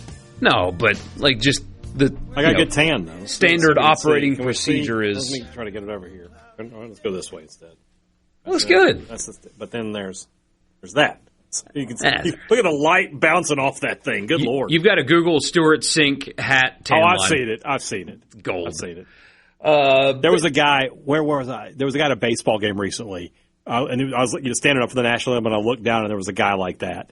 Like, had the half and half head. Nice. Like a boiled egg. But yeah, we're so glad that you guys are with us. You know what time it is, though. Right now. It would be the College Football Fix. The College Football Fix is driven by your Mississippi Ford dealers, the place to find the best-selling trucks in America, the Ford F-150. Guys, if you're looking for a new truck, why are we wasting our time? Why wouldn't we want to get the best of the best? Only one place to do that, your Mississippi Ford dealers. Thank you for your attention to this matter. All right, so as we told you earlier, the college football playoff format not expected to change right now. It'll stay at 12 for a little bit. Eventually they'll get to 24, but they're not going to, seemingly anyway, never say never speak in absolutes, but it doesn't sound like they're going to change the format, at least this go around. But apparently, as reported by Ralph Russo at The Athletic, the rankings show, so they release the rankings, have the TV show, will be a topic of discussion this week, and they possibly want to change it. Here's some of the article. The original purpose of the midweek shows back when the college football playoff first started as a 4-team event was to get fans familiar with the new process. Before the college football playoff, the computer-generated BCS standings were released Sunday on an ESPN show beginning in 2010. There was no explanation, only reaction. The new college football playoff show was meant to emphasize the human part of the process. Like the BCS, it would show where teams stood in the playoff down the stretch and establish this top 25 was now the top 25. The reasons for having the show still exist. There's no desire to make the show go away altogether, even if that were possible. Somebody said less transparency is probably not something that we want. Somebody involved in the discussion said to The Athletic. However, they are considering making changes. Eliminating the ones before the conference championship games is an idea. Hate that. More on that in a second. And changing how the chair talks with ESPN. You know, the chair of the committee has to go on ESPN and explain himself. All that guy does is trip over his own words. Here is part of the article. Eliminate the rankings release before championship weekend. The expiration date on conference championship games might not be far off, but for at least a little while longer, they are part of the equation, and they are currently complicating how the selection committee ranks teams. Why? They shouldn't. Why? Anyway. How much should a team be punished for losing a title game or rewarded for winning it? And but we explained that very easily last year. I mean, it's a very easy explanation if you want to do it. But again, we're not in the committee room. Maybe people like us should be, but we're not. In both the first two seasons of the 12-team college football playoff, a conference title game loser was among the final teams in, SMU in 24 and Alabama last season. There is some concern that the penultimate rankings leading into championship weekend unnecessarily lock in the committee and create expectations for how the final rankings should look. No crap, because the teams don't play another game. Mm-hmm. But anyway. Is it necessary, a person asked, on the second to last rankings? Maybe. Conferences such as the American use the rankings as a tiebreaker to determine which teams play for the league championship. Several leagues are actively discussing changing their tiebreakers similar to like the ACC, in order to have a better representative for the committee. All right, so that's really wordy, but here's why I bring it to you, and here's why I think it does matter. Because ESPN does this just to give them content that people will consume. Mm-hmm. But I think that there is great value in forcing the committee chair every week to justify their rankings. Mm-hmm. And it's mostly because they can't. And that transparency or the inability to justify why they rank teams the way they rank them gives great clarity on where your team stands, what they need to do. All of that is valid. I mean, that's why these regional projections that we go through matter so much. Hey, we know State's right on the bubble, Southern Miss is right on the bubble, and Ole Miss right now comfortably in, but, you know, have a couple bad weekends and you're out. It's very easy for fans to digest. It's very easy for them to understand. And because there is no quad system, because there's no RPI, because they clearly do not use, or at least the last 2 years, they don't look at strength of schedule at all. So there's no numbers going into this that they make public. Having the chair have to sit there and answer to why a team is ranked where they are is at least some level of transparency and explanation for your standing and your team standing and what they need to do in order to move up or what they cannot do if they move down. They want to eliminate it because the chair does a crappy job of explaining himself. Exactly. More transparency is better. Reduce, like getting rid of these ranking shows and not doing the rankings at all until the final one, you're doing yourself a disservice because then people on the final rankings day are going to wonder, wait, why? Yeah. Why did you do that? It doesn't make any sense, and at no point did you have to explain yourself throughout the process. That's a bad thing. It's a really bad thing. Yeah. I as much as I enjoy those shows that we get to have where we were like, what did he say? He said what? You know, when he's out there, he's like, well, obviously when you look at this team's strength of schedule, and then he completely reverses his field. Well, this team has played, you know, like they just make it. What have I said all along? They just kind of make it up as they go. They really do. I will miss that, but at the same time, I kind of see where they're coming from. I mean, at the end of the day, Borkey, if you can avoid making yourself look like an idiot, do it. Or you can just be more... Especially if I could just get more, if I can get the same amount of money and make myself look less stupid, I would do that. I see what you're saying. You could be more transparent, blah, blah, blah. You could be more prepared to answer the questions. I want to stress that is not a possibility. That is not an option. There is no, I did my research and I'm confident in my answers. There's just, Notre Dame. Oh, great team. We think they're going to be really good. Yes, but they lost to Miami. Why is Miami ahead of them? Oh, Miami. Oh, great team. We think they're going to be right. It's like, just send a parrot. And then they end up flipping Notre Dame and Miami exactly. anyway. It made a difference. So, yeah, the points, the rules are made up, but the points don't matter. Just win enough games and hope for the best.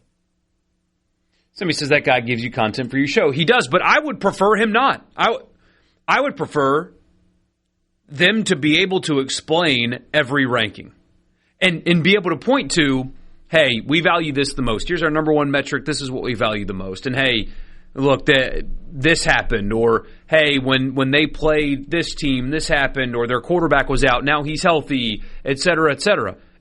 Be able to justify it. But they can't. And you've got a dozen people or whatever in that room making decisions, and you can't have your talking points ready for the camera. It exposes the flaws in the process. So instead of fixing the flaws, they're going to cover them up. Instead of getting out the vacuum and getting rid of the dog hair on your living room floor, you pick up the corner of the rug and push it under the rug. This should inspire them to be smarter about the way they do it. Instead, they're going to continue to be dumb and not tell anybody about it. I can't stress enough how much that won't change. And there will still be stupidity. Stupidity has now become part of the pageantry of college sports. It's like, what are your favorite things about college sports? Oh, I don't know. The bands, the traditions, the stupidity. Yeah. Alan says, watching the chairman tell America Alabama was courageous for going for it on 4th down at Auburn was the end. If you want transparency, televise their meetings. Well, we know that'll never happen either. Can you imagine those meetings? We're like, Alabama, yeah, oh yeah, we got to put them in, yeah. But they're terrible. Something like that.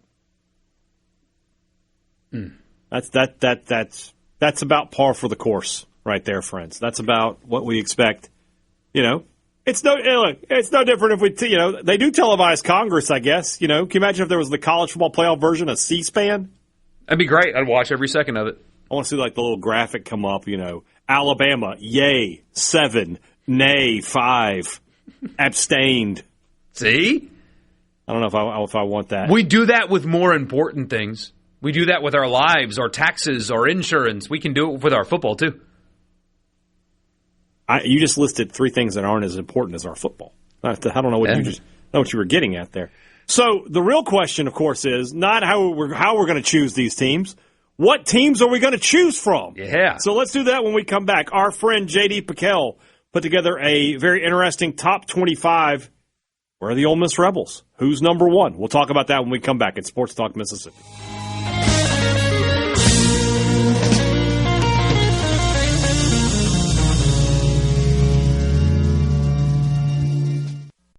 From the Venable. Let's go. This is your new home for exclusive sports coverage here in the Magnolia State. Sports Talk Mississippi on Super Talk Mississippi.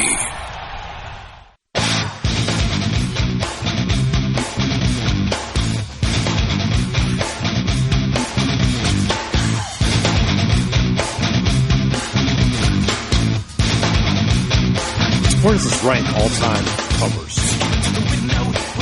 Ooh, second behind. That's high. Okay, but go ahead. Well, number 1 is when Hart, with an orchestra and a choir. No, come on. That's not a cover. That's not a cover. That is a cover. They by were playing, definition, the cover. They were playing at a tribute concert for the band that they were singing. That's not a cover. That is a cover. A cover is we released a song. Okay, so you're talking about a release of a cover. Okay, because that's the GOAT cover. It doesn't get better than that. Robert Plant's crying watching it. That's great, yeah. but that's not. You can't call it a cover if the band who sang the song originally is watching. Along the Watchtower? That's probably the correct answer, all along the Watchtower. This is up there, though. Yeah. It's really good. I'm going to give you one. I don't know if you ever listened to it. It's not Cult of Personality. In Living Color, they did Sunshine of Your Love. Interesting. Find it. You will like it. You will like it. I'll send it to you. J.D. Piquel. We need to get him on the show soon. We do. Just talk some football with him. A post-spring top 25. So it is worth what the title says it's worth, but still fun to look at. We'll go 25-1. Number 25, Louisville. Telling you. That is not a no-brainer for Ole Miss. No, it's not a walkthrough at all. Like I said, I think it was yesterday. I definitely said on the podcast. I mean, Jeff Brom would trade his roster for Pete Golding's in a heartbeat. Mm-hmm. But that's still a good roster and a good team. And Ole Miss is going to be tested in Nashville in week 1. SMU 24. Interesting to see them back with Rhett Lashley. There was some segment of the Ole Miss fan base, Hadad, after it was clear that Kiffin was leaving, that would use the phrase Reb Lashley. Reb Lashley. Good coach. Really good coach. They bring back their quarterback, too. You could make a case they could be higher. Houston 23. How about that? Missouri 22. Fine. I think JD's a little bit higher on Missouri than people need to be. I'm not yet sold on the Tigers as a... Well, you say that, and then last week we had Brandon Marcello on, and he talked about Missouri was probably going to be a college football playoff team. You know what that means? It means that I was ultimately correct about Austin Simmons. This is the wrong team. I knew the talent was there. Iowa 21. Just go ahead and slap them at the end of the top 25. 8-4, sure, no problem. Penn State 20. So Matt Campbell comes in. Rocco Becht's the quarterback there. Mm-hmm. He talked about how it was a lot different, just media coverage and stuff at Penn State. There's just more than at Iowa State. There's a lot of pressure on them to win in year 1, and I don't think they're going to be able to. The Big Ten is stacked at the top, and Penn State is not included on that list of stacked teams, and might take a couple years. I think he will have a playoff contending program. Maybe not right away. Tennessee 19. Okay. Utah, in the absence of Kyle Whittingham, at 18. That program is still on solid ground. They should be okay. Washington. By the way, Arkansas is at Utah, in week 2? I think? I believe that's correct, yeah. Gross for the Razorbacks. Ugh, yeah, just gross. 17 is Washington with former LSU quarterback DeMond Williams. Washington should be pretty good. They should, because he's a good player. Yeah. BYU is 16.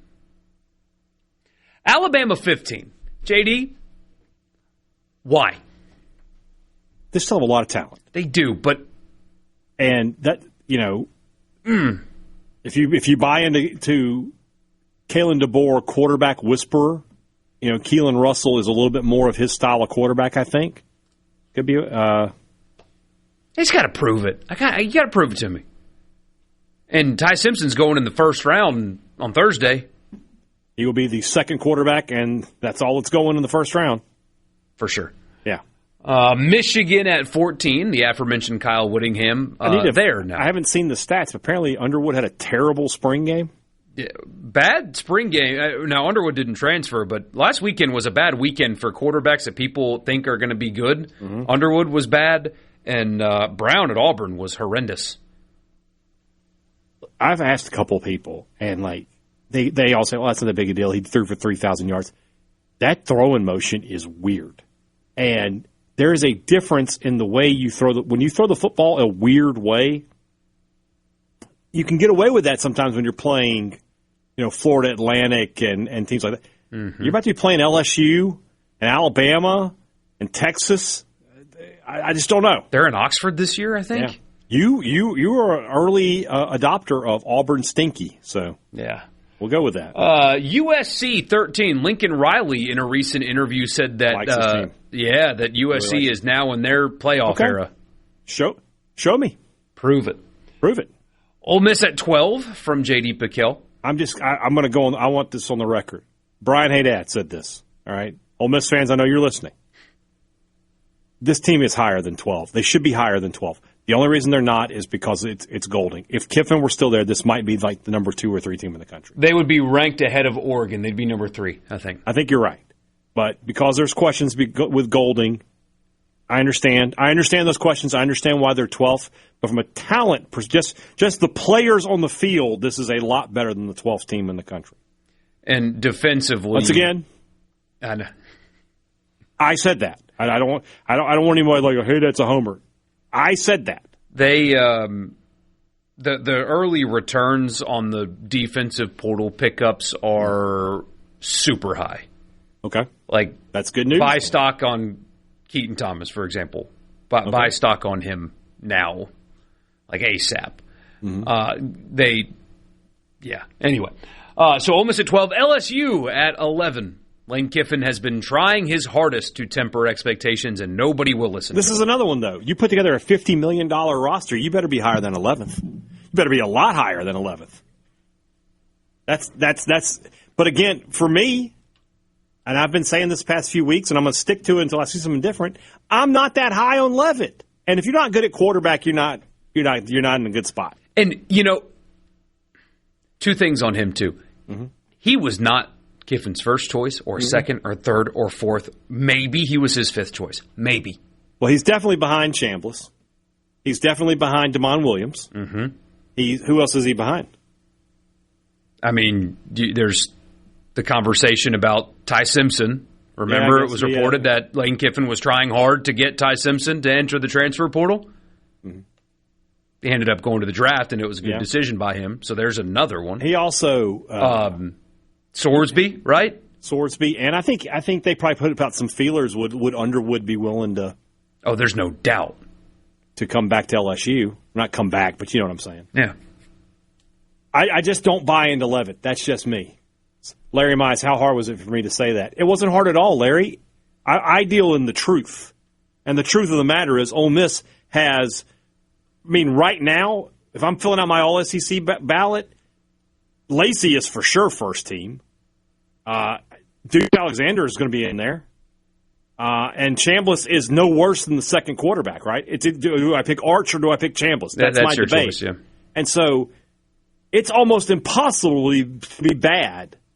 And this is a discussion I've had a lot, right? You may remember this because I got into a debate almost a decade ago with Dak Prescott. People were picking State last in the West. And I was like, they have the first team All-SEC quarterback. Like, that is a guaranteed winning season. If you have the All-SEC quarterback, you're going to have a winning, or somebody who's in the discussion to do that. It's only happened one time in the last, 40 years that the first team All-SEC quarterback's team did not have a winning season. It was Jay Cutler at Vandy. They went 5-6, and that Vandy team going 5-6 was probably like going 10-1. I mean, they just weren't any good. He willed them to 5 wins. They have Chambliss and Lacey, and they have 3 really great building blocks there on defense. They're going to be good. There's just no getting around that. Are they going to be as good as they were last year? Maybe I don't not. think they're going 11-1. I don't think they're going 11-1. But can they still get in the playoff? Can they be a 10-2 team? Can they be 9-3 and be on the edge of the playoff? Yeah. And if they're 9-3, that speaks to Golding more than anything else, because the talent is certainly there to be as good as they were a season ago. Not hard at all, Larry. Texas A&M 10? I don't know, Jim. Oh, Jim, I don't know about the Aggies. I don't. Oh, let me do this. And I'm letting this guy. I don't know about Texas A&M, Michael. I'm letting other people, impact the way I feel about something. But seeing the NFL guys just rip apart the A&M offense, specifically quarterback play, watching the wide receivers for the draft has scared me. Because it's universal. Brandon Marcello talked about this last week. He said that he thought that the way they played at the end of the season will carry over into this season, and that he's just not a Marcel Reed believer.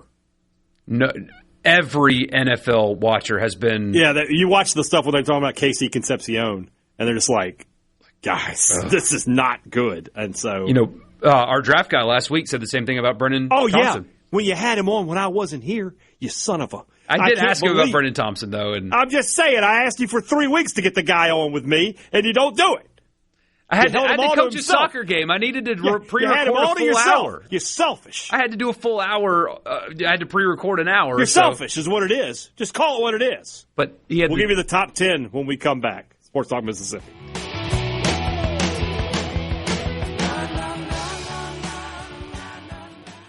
From the Seabrook.com. This is Sports Talk Mississippi, right here on SuperTalk.fm, the SuperTalk Mississippi app, and always live on your local SuperTalk Mississippi radio station.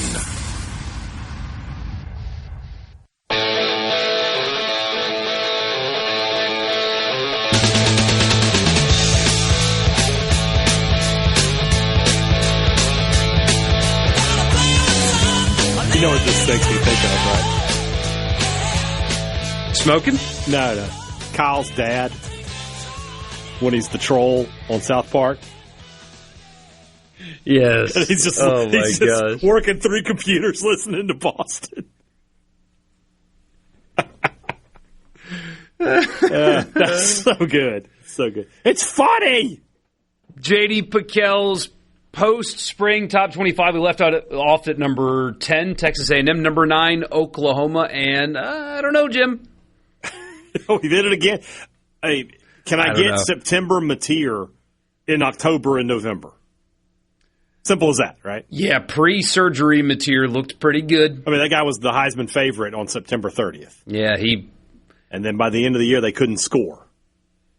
So, yeah, I got to have Mateer look like that. Defensively, they'll be fine. Texas Tech, backed by the billionaire that is really mad about how television contracts work lately. He's not happy that the Big 12 is playing games on Friday night, to which I would reply, hey, sir, do you think anybody's going to watch you on Saturday? It sucks, but you think Texas Tech's just going to keep collecting $40 million if you get buried behind the SEC and the Big Ten? I don't think so. You got to play on Fridays, dude. It sucks, but do you want your school to have the money or not? Well, he's got the money. It's not. He's got it.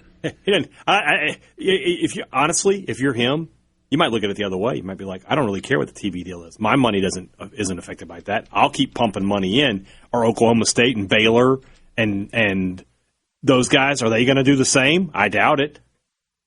It might actually be to Texas Tech's advantage to have a worse TV deal for the Big 12.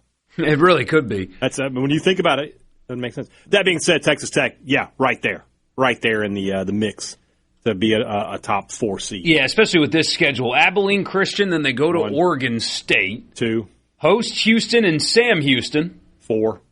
They go to Colorado. 5. Host Arizona State. 6. Go to Cincinnati. 7. Host Arizona. 8. Host West Virginia. 9. Go to Oklahoma State and go to Baylor in consecutive weeks. There's a chance for a loss. We'll say there's a chance for a loss. One of those two. And then host TCU. 11-1. Not a single preseason ranked team on They their will be schedule. favored in every game they play. They will. Yeah. Shout out to the Big 12 in Colorado. Well, is it Jordan Tyson, the Arizona State receiver? Mm-hmm. I saw Coach Prime put on Twitter, and it was something like Jordan Tyson's a dog or whatever. He cut him. Yeah. That makes sense. Yeah. Indiana 7. Sure. Why would I go against them at this point? As their defense coordinator's melting down online. Well, that is some silliness. I agree with it. It's very weird when you consider what Signetti is, that he's allowing that to happen. Yeah, he might not know. He just doesn't know. That's a good point, but somebody would have brought it to his attention at this point. Yeah. But yeah, I mean, until proven otherwise, Indiana's going to be ranked in the top 10. They've earned it. Replace the quarterback. Got another good one. I still can't get over the fact that Fernando Mendoza is going to be the first pick in the draft. I know we'll come back if I'm still doing this show in 2040, and he'll be on his way to the Hall of Fame. But right now, I look at that, and if I'm a Raiders fan, I'm like, my God, trade that pick.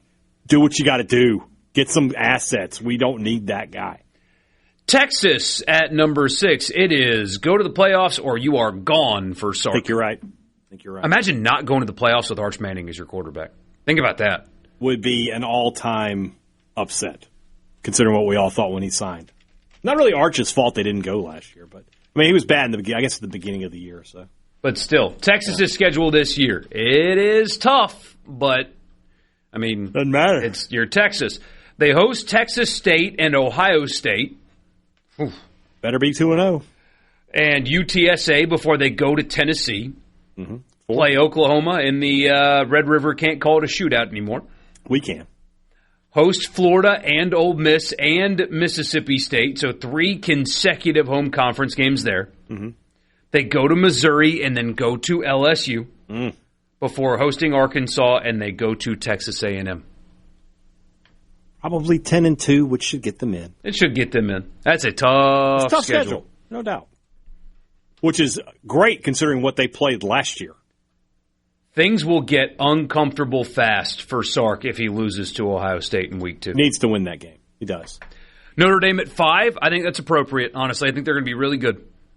I hate it, but I think they're going to be good. And they play a pathetic schedule. They play an awful schedule. They should go undefeated. They really should. If they lose a game, you can make a strong case they don't belong in the playoffs. I guess if they lose to USC, not. But do they play? They do play USC this year, right? They don't. That's fine. That came off the schedule that quickly. So it is Wisconsin. I believe that's a neutral site game. That's at Lambeau, right? Wisconsin, Rice, Michigan State, at Purdue, at North Carolina, Stanford, at BYU, Navy, Miami, Boston College, SMU, at Syracuse. Yeah. It's horrible. It's absolutely horrible. And they should be ashamed of themselves. And Greg Sankey should be ashamed for allowing Notre Dame to get special ranking treatment, knowing that this was going to be their schedule. But whatever. Miami at 4? Yeah. Should be really good with Mensa. I mean, honestly, am I wrong to think that? They lose a lot on defense, obviously, but offensively, with Mensa to me is a more dynamic quarterback than Beck is. They've recruited quite well. They've portaled well. Cristobal's got a lot of good things happening there at Miami. Oregon 3, return the quarterback, loaded roster. Yeah, Dante Moore back. They should be really good. Ohio State 2. Why not? Sayin, Smith. Yeah. They're loaded. And Georgia, number 1. Feels like a chalk pick. Like, they got talent, but they just keep finding a way to mess it up. Yeah, they've just been so solid. That's what they've been. Just stinking solid. They're going to be good. Stockton doesn't make mistakes, a lot of mistakes. They have talent. They're well coached. They don't play a difficult non-conference game that's going to upset the balance of power. They're not losing 3 conference games, right? So they'll be in the playoff. They'll be in the mix. And it's just, can they be 11-1 again? I don't know. Georgia's scheduled Tennessee State, Western Kentucky to start the season before they go to Arkansas. They host Oklahoma and Vanderbilt before a trip to Alabama. So they should not cruise. Mm-hmm. But they should be 5-0 going to Tuscaloosa, and I think they should win all of those games. Like, Oklahoma going to be good, right? But that's at home. Yeah. Vanderbilt's not a pushover anymore, but, they're not what they were last year. They shouldn't be anyway. Auburn and Florida at home before they go to Ole Miss. Host Missouri, go to South Carolina, host Georgia Tech. As far as SEC schedules go, that's on the easier side this year, if not the easiest one. That's not a bad one. Your road games include Arkansas and South Carolina. Mm-hmm. Winnable. Very winnable. Will be at the bottom of the league. Ooh. Near the bottom anyway, both of them. Yeah. And then Alabama and Ole Miss. You're not going to get a ton of breaks, but they got breaks there with the road games. You're probably going 3-1 in that. You either lose to Alabama or Ole Miss, one of the two. Nope. Oh, the trick doesn't work. Okay, there it is. It works. All right. So there you go. There's JD. Not many complaints here. It's who's not in there? Who's not in there? In your opinion?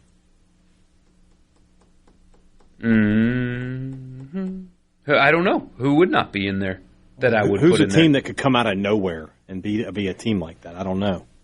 Oh, I do know who it is. It's Clemson. Clemson could, but they're not talented anymore. Are they not? Are they talented enough to be a top 25 team? Surely. Yeah. Surely with Dabo knowing the heat is on, they'll find their way. I don't know. Yeah, I think there's a call me crazy. I think there's a chance that Michigan State ends up sneaking in with like a 8-4 record, and they'll end the season at 24th or something like that. Pat Fitzgerald. Yeah, that's Pat Fitzgerald versus Kyle Whittingham. I don't even want the teams to play. Just let the coaches fight at midfield, and that's who gets Paul Bunyan's trophy. I mean, that's just football guy. That is two of the biggest guy. Football, old school, tough guy, iron mentality that you'll ever see. Just line them up at the 50. Put them in the octagon. Whoever wins, wins. 2 men in or 1 man leaves. That's a very old school football guy type rivalry that's coming. Which is exciting. Yeah. It's really exciting. So there you go. One of the few top 25s, Georgia Tech. That's one. Georgia Tech. Well, I mean, lost their offensive coordinator, lost their potential starting quarterback. I don't know who the new starting quarterback is going to be for them, because the heir apparent is now at Florida. But Brent Key is a good coach. I know that. So possible. Who's Georgia Tech? Who do they got here on the depth chart? Oh, it's Mendoza, isn't it? It's Mendoza's brother, Alberto. Yeah, Justice Haynes. They got some talent, yeah, for sure. We'll see. 601-879-4395, the C Spire text line. We'll wrap the show up with you next.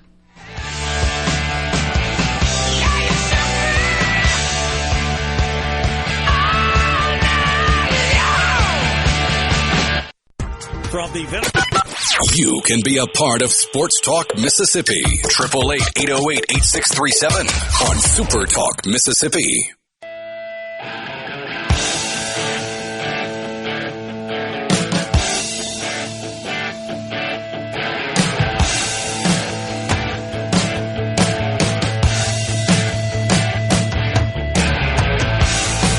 We got starting lineups out in Hattiesburg, in Starkville, in Oxford. We'll start with the Golden Eagles. About to take on Tulane. Seth Smith will lead things off for them at short. Joey Urban's in center field, batting second. Kyle Morrison, the second baseman, is batting third. Davis Gillespie is the left fielder. He'll clean it up. Matthew Russo over at first, batting fifth. Dre Barrett is sixth, batting sixth and playing third. Ben Higdon's in right field. He'll bat seventh. Tucker Stockman behind the plate for the Golden Eagles. He'll bat eighth. Gray Eubanks is the DH, batting ninth. And Cole Richardson is on the mound for Southern Mississippi. What about in Oxford? In Oxford, interesting couple of things here that are abnormal, or different anyway. Dom Decker leading off against his former team. Becerra Utermark, of course, batting second and third. Becerra in right, Utermark at third, as they always are. Furness at first.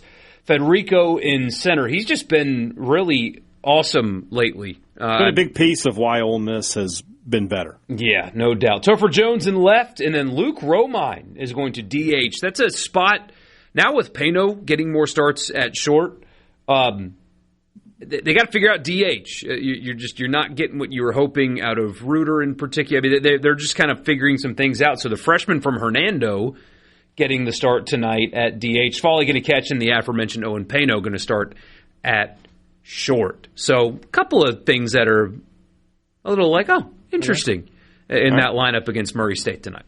And a change in Starkville as well, as one of the normal starters is out. Garrick Fry will lead things off for the Bulldogs. He's playing second base. Ace Reese batting second, playing third. Noah Sullivan is your DH. He'll bat third. Reed Stallman cleaning it up. He's at first base. Blake Beavis, after his monster weekend, he's in the lineup. He's batting fifth and playing left field. Jacob Parker, the freshman out of Purvis, batting sixth and playing right. Ryder Woodson is the shortstop. He'll bat seventh. Kevin Milewski behind the plate, batting eighth. Bryce Chance batting ninth. He's in center. Aiden Teal out of the lineup for Mississippi State in this one.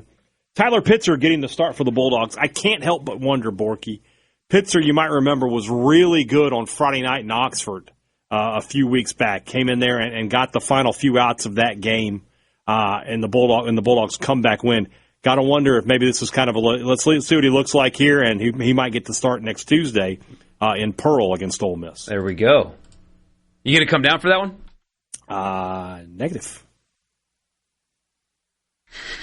No. I mean, you don't want to hang out with me in a press box of two people that we definitely, because of this show, won't be able to get in time. So we'll have to sit.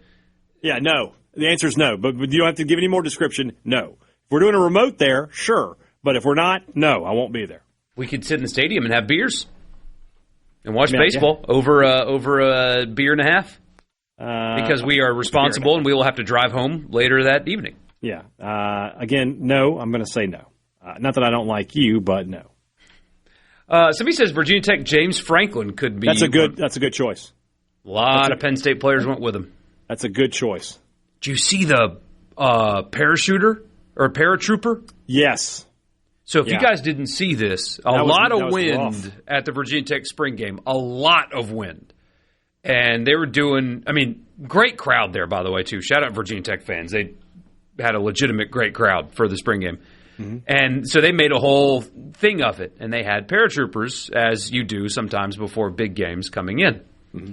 One got caught in the wind in a weird way, and it pushed him back, and he hit the scoreboard and started sliding down the scoreboard, and his parachute got caught on the top of the scoreboard, holding him up. Yeah. And here's the thing. From the angle from the field, it looks like, it's like, 10, 12 feet drop. Probably still really scary and could hurt him. But no, the scoreboard at Virginia Tech is detached from the stadium. So he would have fallen all the way to the ground had his parachute not caught him. I think he hurt his shoulder. I'm sure, but otherwise he's okay. That's not the worst one I've ever seen, but it's bad. I was at the 1996 Mississippi State-Alabama game where a guy came in hot and absolutely beefed it onto the field. And watching it live, I thought he was dead. Really? That fast? When he hit the ground, I was like, that guy's dead. We all thought it. And he got up, tougher than me, no problems. Crazy. But if you were at that game, you were. That's one of the State won the game. That was their first win against Alabama since 1980. First win at home since the 50s. And the thing I remember the most from that game is that parachuter just hitting the ground at terminal velocity. Oh my God! And walking away. I couldn't believe it. And I can't believe this show's over already. Was that cheesy? Yeah, but that was a fast 3 hours. Hope you guys enjoyed it. I had fun. Hope Hadad had fun, and hope you did as well. We will see you tomorrow in Senatobia, Northwest. Celebration of champions because they just win all the time. It is what they do, and we will be there to celebrate with them. So we'll see you tomorrow at 3 o'clock. Y'all have a good night. See you on the road tomorrow.